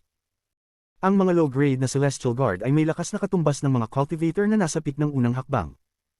Dahil idinagdag ko ang Heavenly Ghost, nagkaroon nito ng ilang pagbabago kaya nakamtan nito ang lakas ng illusory cultivators. Para sa pangalawang Celestial Guard, ginamit ko ang isang Illusory Cultivator at ang Thunder Beast. Dapat ay nakakagawa ako ng mid-grade na Celestial Guard, ngunit sa kasamaang palad, nabigo pa rin. Lihim na nagbuntong hininga si Wang Lin. Maraming bagay na akala mo kontrolado mo, ngunit sa huli, lumalabas pa rin sa iyong mga kamay. Tila may kalabit na ang aking Dao Heart. Tinanggal ni Wang Lin ang pakiramdam ng kawalan ng magawa sa kanyang isipan at muling naging kalmado. Tumingin siya sa mami sa likuran niya at nagsimulang mag-isip. Bamulong si Wang Lin, hindi naman ako walang nakuha. Matapos mab-I-go sa pangalawang refining ng Celestial Guard, nawala ng malay ang origin soul ni Thunder Daoist at naging isang misteryosong liwanag na nag-fuse sa katawan. Nabasag din ang Thunder Beast at nag-fuse dito. Peak ng Silver Grade. Inalis ni Wang Lin ang kanyang mga mata. Bagaman nabigo siya, sa sandaling nabigo, agad niyang pinutol ang origin soul ni Thunder Daoist at isinantabi ang refining process. Ito ang nagbigay sa kanya ng isang peak Silver Grade na katawan ng isang hindi kumpletong Celestial Guard. Bagamat hindi ito makagagamit ng mga spells, ang katawan nito ay sobrang lakas. Kung ang origin soul ni Wang Lin ay maaaring lumabas mula sa kanyang katawan, maaari niyang manipulahin ito ng bahagya. Ngunit sa ngayon, hindi kayang lumabas ng kanyang origin soul kaya't gamit ang kanyang divine sense, maaari lamang niyang pakilusan ito ng kaunti, tulad ng sa pantoha na suntok kanina. Hindi magagamit ang ganitong kontrol sa labanan. Sa katunayan, kahit na kayang kontrolin ang origin soul ni Wang Lin, hindi ito magiging kasing galing ng paggamit ng kanyang sariling katawan dahil ang mga labi ng origin soul ni Thunder Daoist ay patutol sa kanyang kontrol. Matapos maabot ang unang hakbang ng refining process ng Celestial Guard, tanging ang orihinal na origin soul lamang ang maaaring malayang magkontrol ng katawan.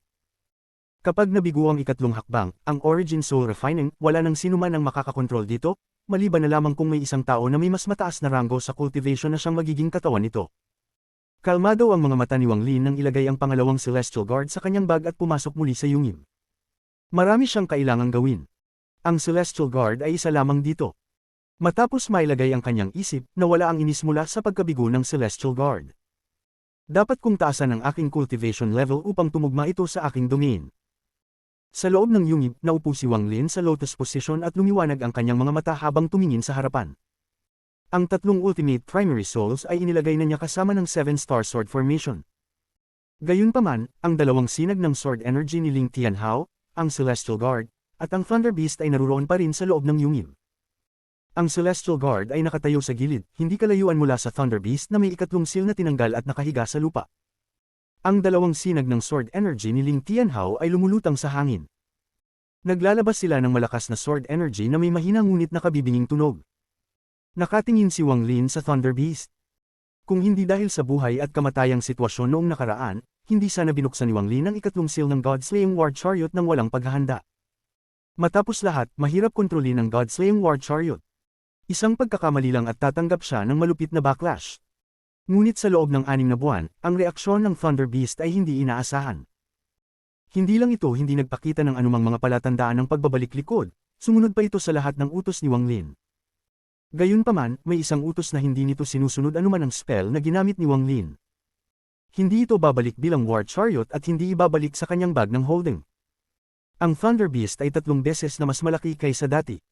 Mas kumikinang ito at mas marami ang ginto sa kanyang silver na pangil. Nang tumingin si Wang Lin dito, itinaas din ng Thunder Beast ang kanyang malaking ulo at tumingin kay Wang Lin. Nagbuga ito ng 2 strand ng kidlat mula sa kanyang ilong na dumaan sa buong katawan nito. Nagkatitigan ng tao at hayop. Ramdam ni Wang Lin na ang halimaw na ito ay naging mas matalino, na parang may tunay na kaluluwa. Bagamat matigas na ang Thunder Beast noon, hindi ito kasing talino na ngayon. Parang inis na inis, iniiwasan ng Thunder Beast ang tingin ni Wang Lin. Nagbubuga ito ng isang malalim na ungol, pagkatapos ay ang katawan nito ay naging isang kidlat at nawala sa distansya. Ngumiti si Wang Lin nang may panghihinayang. Sa mga nakaraang 6 na buwan, madalas ganito ang hayop na ito. Umalis ito at hindi na babalik ng ilang araw. Pagkatapos mag-isip ng saglit, ipinakita ni Wang Lin ang isang tiyak na tingin. Dahil ayaw ng hayop na ito na bumalik sa bag ng holding, hayaan ko na lang.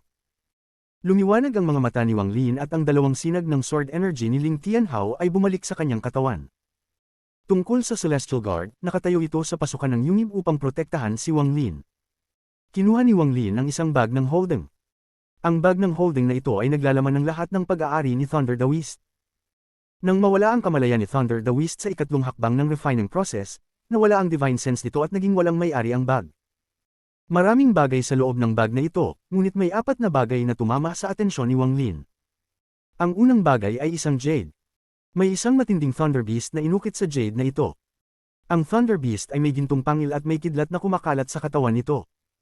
Tila napakabagsik nito. Isang malaking rune ang nakaukit sa likod ng jade. Hindi alam ni Wang Lin ang kahulugan ng rune, ngunit pagkatapos ng ilang pagsusuri, inisip niyang ang gamit ng bagay na ito. Ang mga ordinaryong jade ay hindi magkakaroon ng ganitong mga ukit, kaya't malinaw na ang jade na ito ay may papel bilang isang token. Nang sinubukan niyang suriin ito gamit ang kanyang divine sense, isang kidlat ang lumabas upang pigilan si Wang Lin na tingnan ito. Nanatiling walang reaksyon ang mukha ni Wang Lin habang maingat na tiningnan ang kidlat at pagkatapos ay ngumiti. Posible nga kayang may potensyal akong maging isang mensahero ng Thunder Celestial Temple. Nagpakita ng kakaibang ngiti si Wang Lin. Ang kidlat na ito ay makakapigil sa karamihan ng mga cultivator, pati na rin sa ilang cultivator sa ikalawang hakbang. Gayunpaman, wala itong epekto kay Wang Lin. Ang kidlat na iyon ay naglalaman ng kaunting heavenly thunder. Ipinapakita na maliban kung isang Thunder Celestial Temple cultivator ang nag-aaral ng cultivation method nito, hindi magiging posible upang makita ang laman ng jade na ito. Gayunpaman, si Wang Lin ay minsang sumipsip ng isang sinaunang Thunder Dragon, kaya ang kidlat na hawak niya ay nasa isang mas mataas na antas kaysa dito. Ang kidlat sa kanyang origin soul ay gumalaw at pumasok sa jade. Madali niyang pinagsama ang kidlat at nakita ang laman ng jade. Maging sa malakas na mental na lakas ni Wang Lin, bigla siyang napansin. 2 spells lamang ang nakatago sa jade na ito, at ang una ay Furnace Becomes the World. Ang spell na ito ay naglalayong magbuo ng furnace mula sa iyong daw upang ma-refine ang mundo. Ang furnace na ito ay isinama sa iyong origin energy upang lumikha ng isang pambihirang spell ng origin energy. Maliwanag na ang spell na ito ang ginamit ni Thunder Daoist. May matinding pagkaintindi si Wang Lin sa spell na ito. Sayang, ang spell na ito ay nangangailangan ng sobrang dami ng origin energy. Imposible itong magamit bago maabot ang illusory na antas. Ang divine sense ni Wang Lin ay tumuon sa pangalawang spell. Ang spell na ito ay tinatawag na Thunder Origin Spell. Ang Thunder Origin Spell na ito ay talagang nagpagulat kay Wang Lin. Ang Thunder Origin Spell ay isang fragment ng mababang ranggo ng Celestial Spell. Kinukuha ang origin energy mula sa kidlat at mabilis itong pinapalakas at ginagawang sariling energy. Tumutulong itong bawasan ang oras na ginugol sa yin at yang na antas. Napakaabusado ng spell na ito.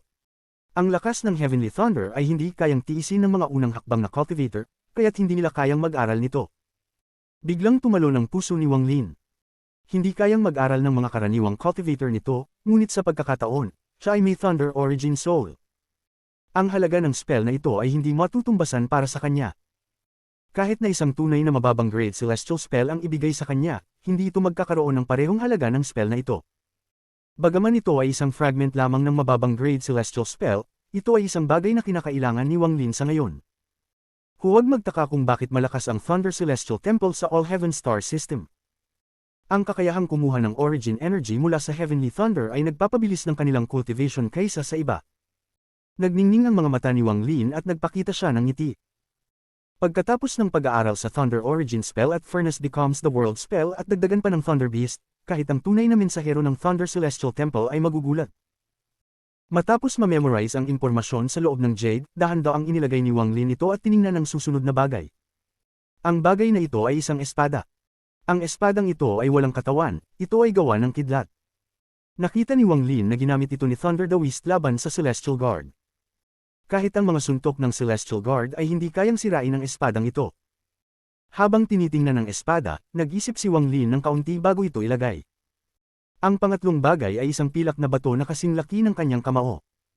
Naglalaman ito ng lakas ng kidlat at thunder. May malaking interes si Wang Lin dito, kaya't maingat na inusisa ng kanyang divine sense ito. Pagkatapos, itinaas niya ang kanyang kanang kamay at maingat na inilagay ang kanyang kamay dito. Pagdampi ng kanyang kamay dito, isang malaking dami ng kidlat ang lumabas mula sa bato at pumasok sa katawan ni Wang Lin. Kung isang karaniwang cultivator, ang kidlat na ito ay magdudulot ng seryosong pinsala. Gayunpaman, binuksan ng origin soul ni Wang Lin ang bibig nito at nilamon ang kidlat. Pagkawala ng kidlat, isang alon ng origin energy ang kumalat sa buong katawan ni Wang Lin. Kahit na ito ay isang maliit na halaga lamang ng origin energy, kumikinang ang mga mata ni Wang Lin.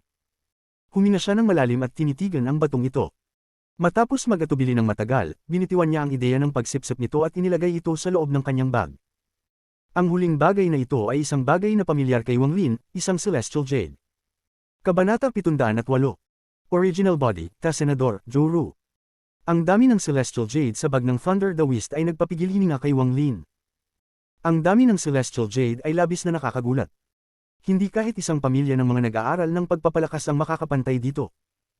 Ang isang mensahero lamang ng Thunder Celestial Temple ay may ganitong dami ng Celestial Jade. Ipinapakita nito kung gaano kalakas ang Thunder Celestial Temple. Walang kagalakan na lumabas sa isipan ni Wang Lin nang makita ang mga Celestial Jade na ito, kundi gulat lamang. Nag-isip siya ng matagal at kumislap ang kanyang mga mata. Thunder Celestial Temple. Huminga ng malalim si Wang Lin, pagkatapos ay kumilos ang kanyang katawan at siya ay nawala sa yungib. Sumunod sa kanya ang Celestial Guard. Ang katawan ni Wang Lin ay lumulutang sa himpapawid sa itaas ng kalangitan sa silangang bahagi ng planeta. Itinaas niya ang kamay at kasunod ng malakas na kaluskos, ang lahat ng 5,000 kilometro ay pinante. Ang paligid na 5,000 kilometro ay naging patag tulad ng salamin. Lahat ng mga nakabukod na bato ay naging alikabok na tinangay ng hangin. Napakaraming alikabok ang naitsulek kaya't mukhang puting hamog. Lumulutang si Wang Lin pababa at naupo sa gitna. Tinapik niya ang kanyang bag ng pag-aari at ang lahat ng Celestial Jades na nakuha niya mula sa 3 pamilya ay lumipad palabas. Ang mga Celestial Jade ay bumagsak sa paligid niya ng siksik na mga pakete. Tinapik ni Wang Lin ang kanyang bag ng pag-aari at ang 1 billion soul na bandila ng kaluluwa ay lumipad palabas. Ang lahat ng mga pira-pirasong kaluluwa ay nagsanib upang gawing 3 ultimate na pangunahing kaluluwa at nagsimulang magpatrolya sa paligid. Ang Celestial Guard ay lumipad din sa himpapawid at maingat na minamasdan ng lugar. Ang sinumang magtatangkang lumapit ay agad na papatayin. Matapos gawin ang lahat ng ito, huminga ng malalim si Wang Lin, gumawa ng seal gamit ang kanyang kamay, at ipinikit ang mga mata. Malaking halaga ng Celestial Spiritual Energy ang biglang napuno sa hangin at bumuo ng isang dambuhalang bagyong patuloy na hinihigop ni Wang Lin. Pagkalipas ng ilang sandali, ang lahat ng mga Celestial Jades sa lupa ay nabasag. Pagkatapos ay isang malaking halaga ng Celestial Jades ang lumipad palabas mula sa bag ni Wang Lin at ang siklo ay nagpapatuloy. Mas marami pang Celestial Spiritual Energy ang napuno sa katawan ni Wang Lin, at patuloy na tumaas ang kanyang antas ng pagpapalakas. Sa sandaling ito, sa malalayong sistema ng Allianza, may isang planetang iniwan. Ang planetang ito ay hindi malaki, mas maliit pa sa planetang Suzaku, at walang buhay dito. Sa araw na iyon, 3 sinag ng enerhiyang espada ang mabilis na dumaan sa mga bituin. Ang nasa unahan ay isang babae. Nagsusuot siya ng isang magaan na lilang damit na cotton. Simple, ngunit may klase, naglalabas ng isang eleganteng pakiramdam. May bahagyang plum-colored na lipstick sa kanyang magarang mga labi. Ang kanyang natatanging at eleganteng mukha ay naglalabas ng isang kaakit-akit na pakiramdam na makakaakit sa sinuman. Ang pinakakapansin-pansin ay ang kanyang mga mata na kumikislap na parang mga bituin. Ang kanyang katawan ay naglalabas ng isang banayad na amoy na kumakalat saan man siya magpunta. May ilang makinang na butterfly disc sa kanang bahagi ng kanyang noo. Ang makulay na mga reflection ay nagpapaganda pa sa kanya. Kung naruroon si Wang Lin at nakita ang babaeng ito, mararamdaman niyang pamilyar ang itsura niya. Siya ang iniwan ng Suzaku pagkatapos Deveren si Chen Feng at pinalayas mula sa planetang 5 Elements, si Zizin. Nang siya ay hinahabol ng Heavenly Water Palace, siya ay nailigtas ng ama ni Yao Zizo, ang Blood Ancestor, at naging kanyang concubine. 2 matatandang lalaking naglalabas ng malupit na liwanag ang sumusunod sa kanya. Ang kanilang mga mata ay malabo at malinaw na kontrolado ang kanilang isipan. Ang 2 taong ito ay mga blood slave na pinino ng Blood Ancestor. Bawat blood slave ay may ascendant na pagpapalakas. Napakabilis ni Zizin at mabilis niyang dinala ang 2 blood slave sa maliit, malalayong planeta. May isang kaakit-akit na tinig si Zizin habang dahan-dahan niyang tinanong, "Ito ba ang planetang sinabi mo?" Isang blood slave na nasa likuran niya ang dahan-dahang nagsabi, "Ginang, ito ang planeta." Nagkibit-balikat si Zizin at tumingin sa planetang ito. 3 buwan na ang nakalipas nang magulat ang isa sa mga blood slave na may mga pagbabago sa planeta, na parang ito ay dahan-daang namamatay. Ang planetang ito ay nasa impluwensya ng Blood Ancestor. Matapos ang paglalakbay sa Demon Spirit Land, palaging mukhang malungkot ang Blood Ancestor. Di nagtagal, umalis siya nang walang nakakaalam kung saan siya pupunta. Nag-isip si Zizin sandali bago tumuloy patungo sa maliit na planeta kasama ang 2 blood slave. Walang mga buhay na nilalang sa planetang ito. Ganap itong iniwan. Ang lupa ay ganap na natuyo. Nang dumating si Zizin at ang mga blood slave sa planeta, narinig nila ang isang rumble na patuloy na umaabot. Tapos nakita niya pa ang mga bagong bitik sa lupa, at isang bundok sa kalayuan ay biglang gumuho, na nagdulot ng alikabok na pumuno sa hangin. Mas malayo pa, may isang ilog na 100 paa ang lapad na natuyo na. Isang blood slave ang nagsabi, bagamat ang planetang ito ay iniwan 400 taon na ang nakalipas, hindi ito ganito kakakaibang dati. Para bang nakumpleto na ang buong buhay ng planeta sa mga nakaraang 400 taon. Ito ay lalo na nakapansin-pansin sa mga nakaraang dekada. Ang mga mata ni Zizin ay kumislap at ang kanyang divine sense ay kumalat. Nais niyang suriin ang kailaliman ng planeta. Ngunit pagpasok ng kanyang divine sense sa lupa, isang lamig na puno ng puot ang biglang kumalabit. Umalis. Ang boses na ito ay ilang beses na mas malakas pa sa kidlat, at isang malakas na aura ng awtoridad ang biglang lumitaw. Mas maraming bitik ang lumitaw sa lupa. Sa sandaling ito, ang kalangitan ay dumilim na parang hindi nito kayang labanan ng boses na ito. Ang boses na ito ay naglalaman ng walang katapusang sound waves na nag-o-overlap, na parang libu-libong tinig na sumisigaw ng sabay. Umalis. Sa sandaling ito, ang buong planeta ay parang gumuho. Ang mga bundok ay gumuho at ang lupa ay lumubog. Daan-daang spatial cracks ang lumitaw sa kalangitan habang ang malamig na hangin ay umuugong. Para itong impyerno sa mundo. Kasabay nito, ang boses na ito ay damapo sa tenga ni Zizin, dahilan upang mapatla ang kanyang mukha. Ang dalawang blood slave ay nanginginig at umubo ng malalaking bugzo ng dugo. Ang mga mata ni Zizin ay puno ng takot. Wala siyang oras para mag-isip kung bakit pamilyar ang boses na ito. Agad siyang magalang na yumuko at nagsabi, hindi ko po alam na ito pala ang lugar na pansamantalang tahanan ng senior. Paumanhin po sa abala, aalis na po kami agad. Ang kanyang anit ay nangangalot habang mabilis siyang umatras ng walang pag-aalinlangan kasunod ng dalawang blood slave. Ang tatlo ay mabilis na umalis sa planeta. Nang sila'y makarating sa kalawakan, nawala ang takot sa mga mata ni Zizin. Pagkatapos tingnan ng planeta ng may kahulugan, mabilis siyang umalis kasama ang dalawang blood slave. Makalipas ang ilang sandali, ang mga rumbling na tunog mula sa planeta ay naging mas malakas. Mabilis, nagsimula ng gumuho ang buong planeta. Tila isang malaking bola ng maraming bitik, ngunit pagkatapos ng mas maraming bitik, ang buong planeta ay gumuho ng sabay. Sa sandaling gumuho ito, isang malalakas na tunog ang umabot sa mga bituin. Isang hindi nakikitang puwersa rin ang kumalat, at malayo, ang mga ekspresyon ni Zizin at ang dalawang blood slave ay nagbago muli. Ang puwersang iyon ay mabilis na nakasunod sa kanila. Naging mapotla ang ekspresyon ni Zizin at sumigaw, blood slaves, mag-explode para pigilan ito. Ang dalawang blood slave sa likod niya ay hindi nagdalawang isip na sumugod patungo sa pinagmulan ng puwersa at pinasabog ang kanilang mga orihinal na kaluluwa. Gamit ang pagkakataong ito, kumuha si Zizin ng isang pulang jade mula sa kanyang bag. Ito ay isang bagay na ibinigay sa kanya ng blood ancestor. Maaari itong gamitin upang mag-teleport pabalik sa planetang blood mula saan man. Ngunit kailangan pa ng ilang oras upang maisaaktibo ito.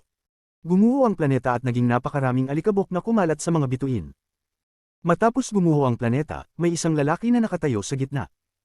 May buhok siyang pulang katulad ng apoy na dumadaloy na walang hangin at ang kanyang mga mata ay kasing lamig ng yelo. Ang balat niya ay magaspang na may halatang ugat na parang mga ron. May 4 na bituin na dahan-daang umiikot sa kanyang noo. Ngunit isa sa mga bituin ay kumikislap. Siya ang orihinal na katawan ni Wang Lin. Ang ekspresyon ng orihinal na katawan ay malamig tulad ng yelo na hindi natunaw sa napakaraming taon. Ang katawan niya ay naglalabas ng isang sobrang malamig na aura. Ang puwersang dulot ng pagguho ng planeta ay tila walang epekto sa kanya. Parang hindi kayang pasukin ng puwersa ang kanyang balat. Ang mga mata ni Wang Lin ay nakatingin sa malayong kalawakan. Wala nang espiritual na enerhiya ang planetang ito na maaari kong kunin, iniisip ni Wang Lin sandali habang dahan-dahan niyang tinitingnan ang gumuho na planeta sa paligid niya. Pagkatapos ay iniabot niya ang kanyang kanang kamay at hinawakan. Ang alikabok sa paligid niya ay biglang tumigil at isang sinaunang aura ang dahan-daang nagtipon. Ngunit hindi nagtagal, ito ay nawala. Ang spell ng soul extraction na ito ay nangangailangan ng ilang pagpapalakas. Ang orihinal na katawan ni Wang Lin ay humakbang pasulong. Dahil sa lakas ng katawan niyang ito, hindi na niya kailangan ng star compass upang maglakbay sa kalawakan. Sayang, hindi ko pa rin natagpuan ang anumang aura ng isang adult ancient god. Kung mayroon sana, tunay na umabot ako sa 4 na bituin, baka kailangan kong bumalik sa planetang Suzaku. Hindi ko alam kung kailan makakalabas si Senador, dahan-daang nawala ang orihinal na katawan ni Wang Lin sa kalawakan. Ilang buwan matapos iyon, pinili ni Wang Lin ang isang bagong abandendadong planeta. Dahan-dahan niyang pumasok sa core ng planeta at isinara ang kanyang mga mata upang magpalakas. Pinili niya ang planetang ito dahil may natural na layer ng kidlat. Planetang Suzaku, Sea of Devils. Matagal nang nawala ang fog sa Sea of Devils, kaya ang buong Sea of Devils ay ngayon isang malaking basin. Sa kailaliman ng Sea of Devils ay may isang lugar na tinatawag na Broken Chaotic Stars. Ito ay isang ipinagbabawal na lugar ng Sea of Devils. Sinumang lumapit sa lugar na ito ay misteryosong nawawala. Pagkatapos ng ilang panahon, wala nang naglakas loob na lumapit dito. Sa loob ng Land of the Ancient God sa loob ng Chaotic Broken Stars. Walang katapusang mga cultivator ang nakaupo sa dagat ng dugo. Ang mga cultivator na ito ay dahan-dahang tumaas ang kanilang antas ng pagpapalakas habang ang dagat ng dugo ay sumasaloy sa kanila. Ang mga sinaunang cultivator na ito ay naging mas malakas. Sa pinakamalaking haligi sa dagat ng dugo, nakaupo ang isang lalaking may pulang buhok. Ang katawan niya ay naglalabas ng isang aura na kaya magpataob sa lahat ng nilalang. Isang sword na puno ng kalawang ang itinusok sa lupa sa tabi ng lalaki.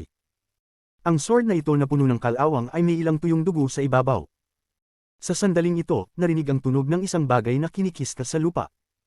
Nakayuko siya at ang kanyang pulang buhok ay bumabalot sa buong katawan. Sa mga puwang ng kanyang buhok, makikita na ikinocarve niya ang dalawang salitang, Wang Lin, gamit ang matalim niyang mga kuko. Kung titingnan ng mabuti, makikita ng malinaw na ang buong haligi ay puno ng mga salitang ito.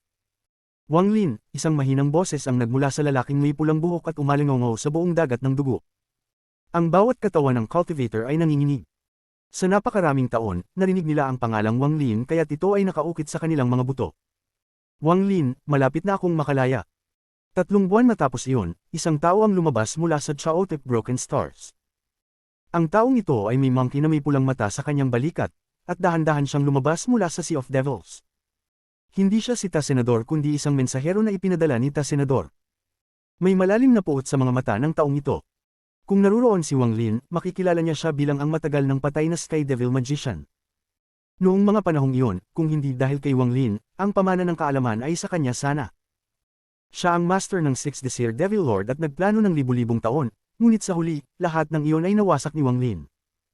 Ang kanyang puot kay Wang Lin ay hindi rin magaan kaysa kay Senador. Ang realm sa ilalim ng Thunder Celestial Realm, kumilos ang katawan ni Sky Devil Magician at iniwan ang planetang Suzaku. Planetang Suzaku, tuktok ng Mount Suzaku. Ang mahahabang buhok ni Joru ay dumadaloy sa hangin at ang kanyang damit ay sumasayaw sa hangin. Mukhang mas matured siya kaysa dati. Sa likod niya, si Little White ay nakahiga sa lupa na may tamad na mga mata. Hawak ni Joru ang isang bag ng pag-aari.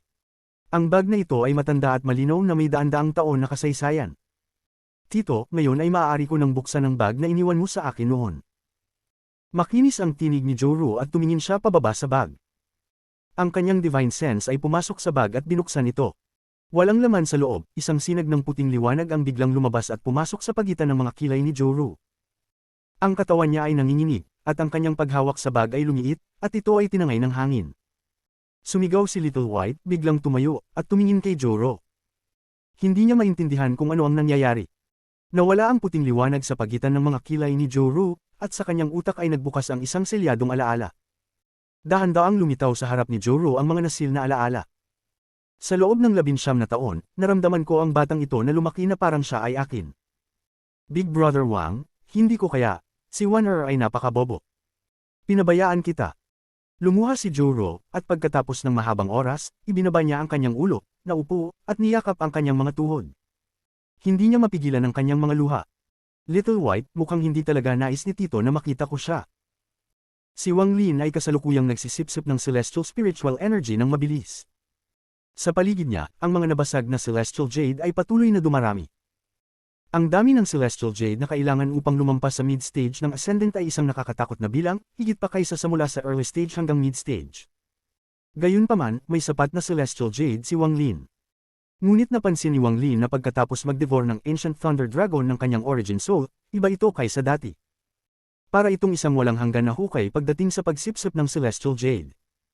Ipinagpapalagay ni Wang Lin na kalahating taon na ang nakalipas, at nakakonsumo siya ng isang nakakatakot na halaga ng Celestial Jade bawat araw. Ngunit hindi pa rin puno ang kanyang origin soul. Dahan-daang lumipas ang panahon at patuloy niyang tinutunto ng Celestial Jade. Pagkatapos ng isa pang 6 na buwan, sa araw na iyon, biglang binuksan ni Wang Lin ang kanyang mga mata. Ang kidlat ay kumislap sa kanyang mga mata at isang aura na kayang mangwasak ng isang buong planetang dahan-daang naglabasan mula sa kanyang katawan. Tumayo si Wang Lin. Kalmado ang ekspresyon niya at humakbang siya patungo sa langit. Late Stage Ascendant. Kabanata 709. Ika-4 na hakbang ng pagkultiba, umiiral ba ito? Isang sinag ng kulog ang lumipad sa mga bituin. Sa loob ng kulog ay isang thunder beast na may pilak na sungay na naglalaman ng hint ng ginto. Nagbigay ng kidlat ang buong katawan nito at napaka-wrinkle.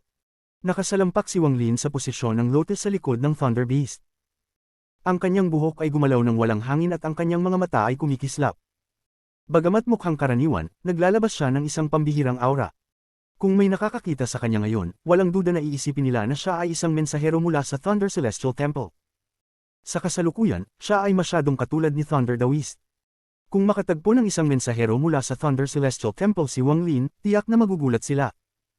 Higit sa 900 taon ng pagsasanay ang nagbigay daan kay Wang Lin upang marating ang huling yugto ng Ascendant, ang parehong antas ng pagsasanay tulad ng kay Zhukezhi noong panahon. Kung buhay pa si Zhukezhi, paano kaya siya mararamdaman kung makita siya ngayon? Ang maliit na nag-aaral na tanging isang pawn lang ang turing niya noon ay umabot na sa ganitong taas. Ang mga cultivator sa late stage ascendant ay itinuturing na mga supremo sa ilang mga maliit na planeta ng pagsasanay. Wala ni isa mang magtataas ng kamay laban sa kanila doon. Matapos ang isang taon ng pagsipsip ng celestial spiritual energy, narating ni Wang Lin ang tuktok na ito. Kailangan na lamang niyang maglakad ng isang hakbang para makarating sa kabuuan ng kanyang pagsasanay at domain. Pagkatapos nito, makakamtan niya na ang susunod na hakbang. Hindi maraming tao ang makararating sa ikalawang hakbang ng pagsasanay, at napakahirap nito kaya't hindi kayang imahinasyon ng mga cultivator sa unang hakbang. Bagamat hindi pa narating ni Wang Lin ang hakbang na iyon, sa mga ilang laban niya laban sa mga illusory cultivators, napansin niya kung gaano kalakas ang mga cultivator sa ikalawang hakbang. Ang unang hakbang ng pagsasanay ay mahirap na. Kung iisipin ko ang mga 900 taon ng pagsasanay na ito, ang panganib ay laging nariyan. Kahit isang sandaling kapabayaan ay magdudulot ng pagkawasak ng aking kaluluwa. Kung hindi dahil kay Senior Zhou Yi, patay na sana ako habang sinusubukang mag-breakthrough sa ascendant stage. Kung ganito na ang unang hakbang, tiyak na mas mahirap ang ikalawang hakbang. Sigurado ding may mga pagsubok sa buhay at kamatayan ng ikalawang hakbang, nais ko sanang malaman kung makakaya ko itong lampasan, ngunit, ang isang tao na sumusunod sa kalooban ng langit ay pareho sa isang mortal, at ang isang taong laban sa langit ay walang kamatayan. Hanggang ang aking Dao Heart ay mananatili, kaya kung magtagumpay sa lahat ng panganib. Kumikislap ang mga mata ni Wang Lin. Mayroon ding ikatlong hakbang ng pagsasanay. Kahit ang mga tulad ng All-Seer ay hindi pa ito naaabot at patuloy na naghahanap. Ano kayang antas ng ikatlong hakbang na ito? Paano kaya ito ikukumpara sa isang sinaunang Diyos? Ang mga mata ni Wang Lin ay nagpakita ng isang senyales ng pananibik. Ngunit alam niyang ang ikatlong hakbang ay kasalukuyang napakalayo pa. Baka hindi niya pa ito matutunan bago matapos ang kanyang buhay. Ang tatlong hakbang ng pagsasanay ay parang pag-akyat ng bundok. Bawat hakbang ay mas mahirap kaysa sa nakaraang hakbang. Hindi ko alam kung ilan ang mga realm sa ikatlong hakbang, hindi ko lang alam kung mayroong ikaapat na hakbang. Dahan-daang pinisil ni Wang Lin ang ulo ng Thunder Beast. Ang kidlat ay damaloy sa kanyang kamay, ngunit wala itong epekto sa kanya. Mayroon bang ikaapat na hakbang, bulong ni Wang Lin, na parabang nagtatanong sa mga bituin. Wala ni isa mang makakasagot sa tanong na ito. Ang kulog ay nagdala kay Wang Lin patungo sa planetang Thousand Illusion. Ang planetang Ranyon ay kung saan nakatago ang kanyang mga alaala, kaya't hindi na niya nais pang bumalik doon. Panahon na para tuklasin ang Moongazer Serpent sa planetang Yunzia. Kailangan ko ng malaking dami ng Celestial Ascension Fruits, kaya ang Huan family ang pinakamagandang pagpipilian. Sumakay si Wang Lin sa Thunder Beast at nagtulungan patungo sa planeta. Bagamat mas mabagal ito kaysa sa Star Compass, mabilis pa rin ito. Ang orihinal na katawan ay nakapagsipsip ng spiritual energy mula sa isang maliit na planeta at ang lakas nito ay nasa 4 na bituin. Ngunit kulang pa rin ito sa aura ng isang adultong sinaunang Diyos. Sana'y makakita ako ng ganoon sa All Heaven Star System, ang mga mata ni Wang Lin ay kumikislap na parang siya ay nagkaroon ng epiphany. Ang Moongazer Serpent ay isang parasite na nabubuhay sa loob ng katawan ng isang sinaunang Diyos. Sana may natirang aura ng sinaunang Diyos doon, naalala ni Wang Lin ang isang bagay mula sa nakaraan. Noong panahoy sa planetang Tianyun, isang mensahero mula sa Cultivation Alliance ang dumating kasama ang Star Sable. Ang nilalang na iyon ay napakasensitibo sa aura ng isang sinaunang Diyos. Kung narito lang ang halimaw na iyon, malaki ang maitutulong nito sa paghahanap ng aura ng sinaunang Diyos. Ang Thunder Beast ay umatungal habang dumadaan sa kalawakan. Pagkalipas ng kalahating buwan, lumitaw ang planetang Thousand Illusion sa mga mata ni Wang Lin. Ang kanyang mga mata ay kalmado habang lumilipad ang Thunder Beast patungo sa planetang Thousand Illusion. Sa oras na siya ay malapit, nagkaroon ng maraming kulog sa kalangitan at ang tunog ng kidlat ay umabot sa buong kalangitan. Agad na nahulog ang pansin ng mga cultivator sa planetang Thousand Illusion. Ang Thunder Beast ay dumating at dumaan sa atmosfera. Habang lumulutang ito sa hangin, itinaas nito ang ulo at umatungal. Ang tunog ng kanyang umatungal ay kumakatawan sa lahat ng kidlat sa mundo. Ang rumbling na iyon ay nakaapekto sa lahat ng mga kulog na nalikha ng pagdating ng Thunder Beast. Mga kidlat ang bumaba mula sa kalangitan, na nagdulot ng sunod-sunod na pagsabog. Katulad ng nangyari nang dumating si Thunder the Beast sa planetang Ranyun, ang bawat cultivator sa planetang Thousand Illusion ay nanginginig.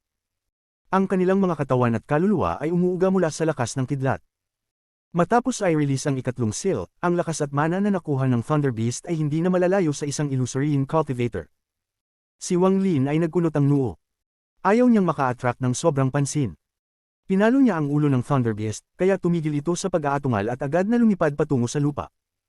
Ang Thunder Beast ay tumakbo diretso sa tahanan ng pamilya Huan ayon sa alaala ni Wang Lin. Bago siya makarating, lumipad ang bawat cultivator ng pamilya Huan na pinangunahan ni Huan Fengshen.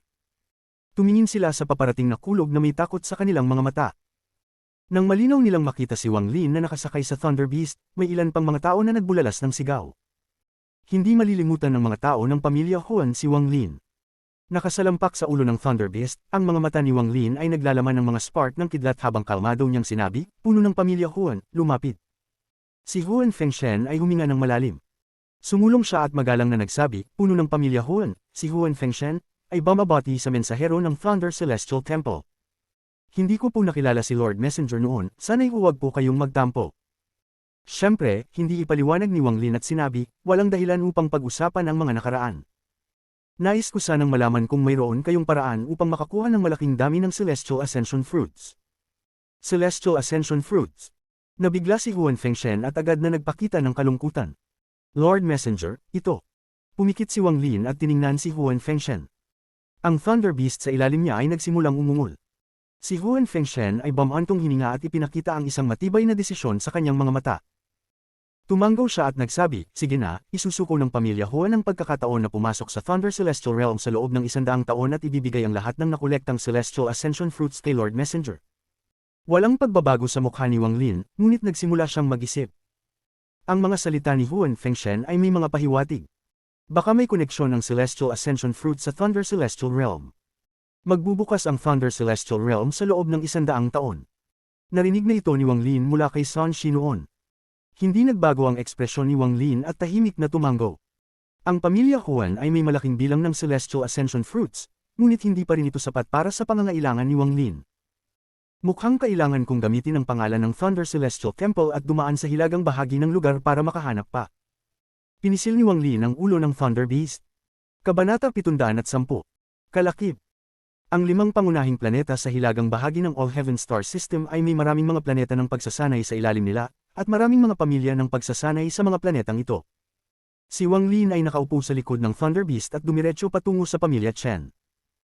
Ang mga cultivator ng pangalawang hakbang ng pamilya Chen ay matagal nang nagsimula ng kanilang lihim na pagsasanay, kaya't ang lahat ng bagay tungkol sa pamilya ay pinamamahalaan ni Chen Qizi. Nang pumasok si Wang Lin sa planeta Thousand Illusion, agad itong napansin ni Chen Qizi. Nang makita ni Chen Qizi si Wang Lin na dumating saksi sa Thunder Beast, agad niyang naisip na ang sinabi ng ninuno ng pamilya Huan ay isang kasinungalingan. Ang taong ito ay walang duda na isang sugo ng Thunder Celestial Temple. Habang iniisip ang mga makapangyarihang yaman at spell na ipinakita ng taong ito 70 taon na ang nakalipas sa laban-laban sa ninuno ng pamilya Huan, kumabog ang puso ni Chen Qizi. Ang sugo ng Thunder Celestial Temple na naging sandigan ng pamilya Chen ay namatay sa Thunder Celestial Realm ilang libong taon na ang nakalilipas. Sa All Heaven Star System, maliban na lang kung ikaw ay mula sa isang sinaunang pamilya, kailangan mong umasa sa isang sugo ng Thunder Celestial Temple upang makaligtas. Nag-aalangan si Chen Qizi. Ang kanyang desisyon ngayon ay magpapasya sa hinaharap ng pamilya Chen. Sa kasamaang palad, ang lahat ng mga cultivator ng pangalawang hakbang sa pamilya ay nagsasanay sa likod ng mga pintuan. Hindi ko sila maaaring istorbohin, kung hindi ay may makakapag-usap tungkol dito.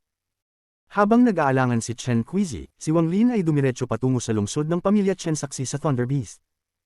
Ang lungsod ng pamilya Chen ay napakalaki, ilang beses na mas malaki kaysa sa lungsod ng pamilya Huan. Sa katunayan, ang pamilya Chen ay ang nangungunang pamilya sa planeta Thousand Illusions. Mabilis na lumabas si Chen Qizi at ilang mga cultivator ng pamilya Chen upang salubungin si Wang Lin. Bagamat mas mataas ang antas ng pagsasanay ni Chen Qizi kaysa kay Wang Lin, ang estado ng isang sugo ng Thunder Celestial Temple ay kasing taas ng kalangitan, kaya't wala silang lakas ng loob na magtangkang mag-offend. Sa Thunder Beast, ang mga mata ni Wang Lin ay kalmado habang tinitingnan ng mga cultivator ng pamilya Chen. Sa wakas, ang kanyang mga mata ay tumuon kay Chen Qizi, at sinabi niya, Senior Chen Quizi, matagal na tayong hindi nagkita. Tumawa si Chen Quizi at nagsabi, hindi ko kayang tawaging senior. Ang estado ni Lord Messenger ay mataas, at ang aking antas ng pagsasanay ay kaunti lamang na mas mataas. Mag-usap tayo bilang mga kapwa. Habang kalmado si Chen Quizi sa pagsasalita, ang kanyang puso ay nanginig. Mula sa kanyang nakikita, ang taong ito ay umakyat mula sa unang yugto ng Ascendant patungo sa huling yugto ng Ascendant sa loob ng wala pang isang siglo. Bagamat siya ay nasa unang hakbang pa rin, nakakamangha ang bilis na ito. Tanging ang mga pamamaraan ng pagsasanay ng Thunder Celestial Temple lamang ang makagagawa nito. Ang pinaka-nagulat kay Chen Quizi ay ang Thunder Beast na nasa ilalim ni Wang Lin. Ang Thunder Beast ay mas matindi, at nang tumingin ito kay Chen Quizi, nakaramdam siya na tila nakatagpo siya ng isang cultivator na may kaparehong antas ng pagsasanay. Naisip ni Chen Quizi, dati, inisip ko na ang taong ito ay may mataas na estado sa Thunder Celestial Temple. Mukhang tama ang hinala ko na 70% na totoo. Si Wang Lin ay bahagyang ngumiti at nagsabi, ayos lang din. Kasama ang kapwa cultivator Chen Quizi, narito ako upang humingi ng ilang Celestial Ascension Fruits. Si Chen Quizi ay tahimik na nag-isip ng kaunti. Bagamat ang Celestial Ascension Fruits ay napakahalaga para makapasok sa Thunder Celestial Realm, mas mahalaga ang makuha ang suporta ng isang sugo ng Thunder Celestial Temple. Ang tanging alinlangan na mayroon siya ay ang hinaharap na pag-unlad ng taong ito.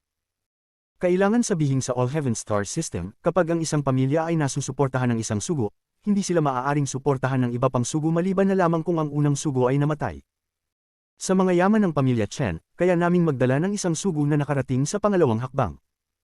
Ngunit ang mga sugo sa pangalawang hakbang ay masyadong mataas ang pagtingin sa sarili. Upang makuha ang kanilang suporta ay kailangan ng maraming yaman. Ang pagsasanay ng taong ito ay kulang, ngunit ang potensyal niya sa hinaharap ay walang hanggan. Bagamat ito ay isang taya, kung tama ang hula ko dito, nagsimula mag-alinlangan si Chen Quizi. Sa All Heaven Star System, kung ang isang pamilya ay hindi suportado ng isang sugo ng Thunder Celestial Temple, nangangahulugan ito na nawalan sila ng proteksyon mula sa Thunder Celestial Temple. Ang mga kahihinatnan nito ay sobrang seryoso. Ang Thunder Celestial Temple ay isang higanting entidad na bumabalot sa All Heaven Star System. Ang pamamaraan ng kanilang kontrol sa All Heaven Star System ay primitibo at sobrang magkaibang mula sa paraan ng pagkontrol ng Cultivation Alliance sa Alliance Star System. Sa All Heaven Star System, mayroong nakatakdang bilang ng mga sugo ang Thunder Celestial Temple na hindi nagbabago.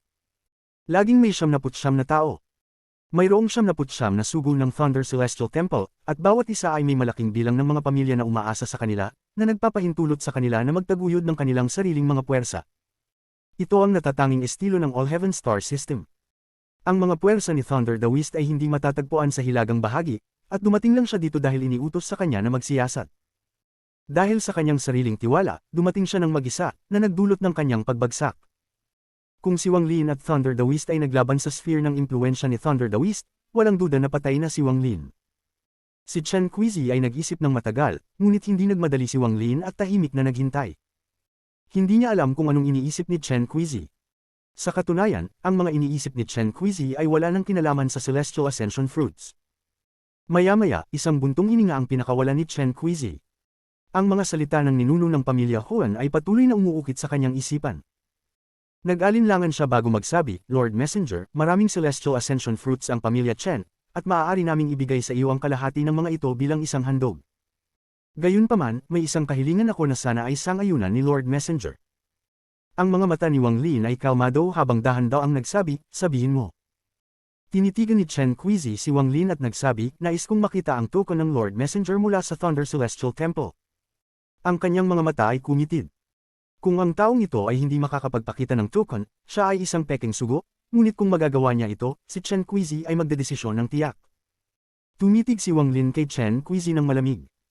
Nang hindi sayangin ang oras, binuksan niya ang kanyang bag ng pag-iimbak at lumipad ang jade ni Thunder the West. Agad na naglabas ng mga kulog mula sa jade at kumalat ang lakas ng kulog.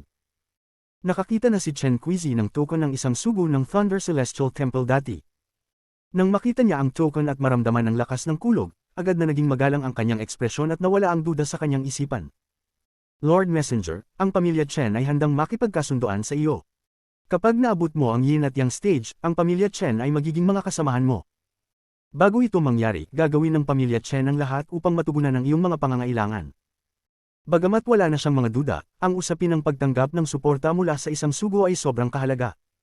Nagdesisyon siya na maghintay kaysa magpatuloy sa pagbibigay ng buong suporta. Nanatili ang ekspresyon ni Wang Lin at ang kanyang mga iniisip ay mabilis. Medyo kakaiba ang Thunder Celestial Temple. Ang pagiging Superdai ng aking pamilya, maaari bang magtatag ng sarili nilang mga puwersa ang mga sugo ng Thunder Celestial Temple? Hindi tinanong ni Wang Lin ngunit malumanay na sinabi, pag-usapan natin ito sa hinaharap. Una, dalhin mo sa akin ang Celestial Ascension Fruits. Si Chen Qizi ay lihim na nagbunyi. Mukhang hindi interesado ang kabilang partido sa kanyang alok. Hindi ito kakaiba, dahil kung hindi nila ibibigay ang kanilang pamana ng dugo, hindi ito ituturing na isang tunay na pagsasakop ng pamilya. Hindi niya alam kung ang kanyang mga alingaw ay makakapagpahamak sa hinaharap ng pamilya Chen, ngunit hindi na niya ito maisip ngayon. Matapos marinig ang utos ni Wang Lin, ipinadala niya ang utos sa mga kasapi ng pamilya Chen. Maya-maya, isang cultivator ng pamilya Chen ang dumating na may dalang bag ng pag-iimbak at magalang na inabot ito kay Chen Qizi. Ibinato ni Chen Qizi ang bag at nagsabi, Lord Messenger, ito ang kalahati ng Celestial Ascension Fruits na nasa pamilya Chen. Sinuri ito ni Wang Lin gamit ang kanyang divine sense at pagkatapos ay tumango. Ang bilang ng Celestial Ascension Fruits sa bag na ito ay halos katulad ng ibinigay ng pamilya Huan, ngunit hindi pa rin ito sapat para kay Wang Lin. Salamat. Pagkatapos magtalukbong ang mga kamay kay Chen Qizi, pinatpat ni Wang Lin ang ulo ng Thunder Beast. Tumahol ang Thunder Beast bago naging isang kidlat at nawala. Tumingin si Chen Qizi sa kidlat na umalis at nakaramdam ng pagsisisi. Kung siya lang sana ay naging mas mabilis sa paggawa ng desisyon at nakakuha ng suporta. Nakakuha lamang si Wang Lin ng isang ikalimang bahagi ng mga Celestial Ascension Fruits na kanyang kailangan, kaya marami pa siyang kailangang kolektahin. Sa nakaraang 100 taon, nagkaroon ng maraming pagbabago sa Planeta Thousand Illusions. Ang pamilya Shu ay misteryosong nag-migrate. Pagkatapos umalis sa Planeta Thousand Illusion, sa susunod na ilang buwan, niyugyug ni Wang Lin ang hilagang domain at ginamit ang pagkakakilanlan ng isang sugo ng Thunder Celestial Temple. Kung malaki o maliit man ang planeta ng pagsasanay, doon siya lilito. Agad na kumalat ang isang balita na ang isang sugo ng Thunder Celestial Temple ay humihingi ng mga Celestial Ascension Fruits. Gayunpaman, agad itong pinigilan ni Wang Lin gamit ang kanyang estado bilang isang sugo ng Thunder Celestial Temple. Ang balitang ito ay nanatili lamang sa mga pamilya ng pagsasanay. Maraming pamilya ng pagsasanay ang hindi pa nakikita ang isang sugo ng Thunder Celestial Temple, kaya't marami sa kanila ang nagbigay kay Wang Lin ng isang marangyang pagsalubong. Halos lahat ng pamilya ay nagulat sa titulong Messenger ng Thunder Celestial Temple, kaya tulad ng pamilya Chen, nagbigay sila ng bahagi ng kanilang Celestial Ascension Fruits. Sa kalaunan, tuwing dumarating si Wang Lin, agad na ibinibigay ng mga pamilya ng kultibasyon ng bahagi ng kanilang Celestial Ascension Fruits. Ang ilang mga mas maliliit na pamilya ng kultibasyon ay humiling pang maging mga subordinate pamilya niya. Matapos ang masusing pagninilay ni Wang Lin, hindi niya tinanggap ang mga kahilingang ito dahil masyado itong malaki. Wala siyang alitan sa mga pamilyang ito, at sobrang mataas ang panganib. Kung naging kanyang mga subordinate sila at kung lumabas ang kanyang pagkakakilanlan sa hinaharap, madaling madadami ang mga ito. Matapos maranasan lahat ng ito, nakakuha si Wang Lin ng ilang palatandaan hinggil sa gamit ng Celestial Ascension Fruits sa Thunder Celestial Temple at kung bakit ang mga pamilya ay nagiging subordinate sa mga messenger ng Thunder Celestial Temple.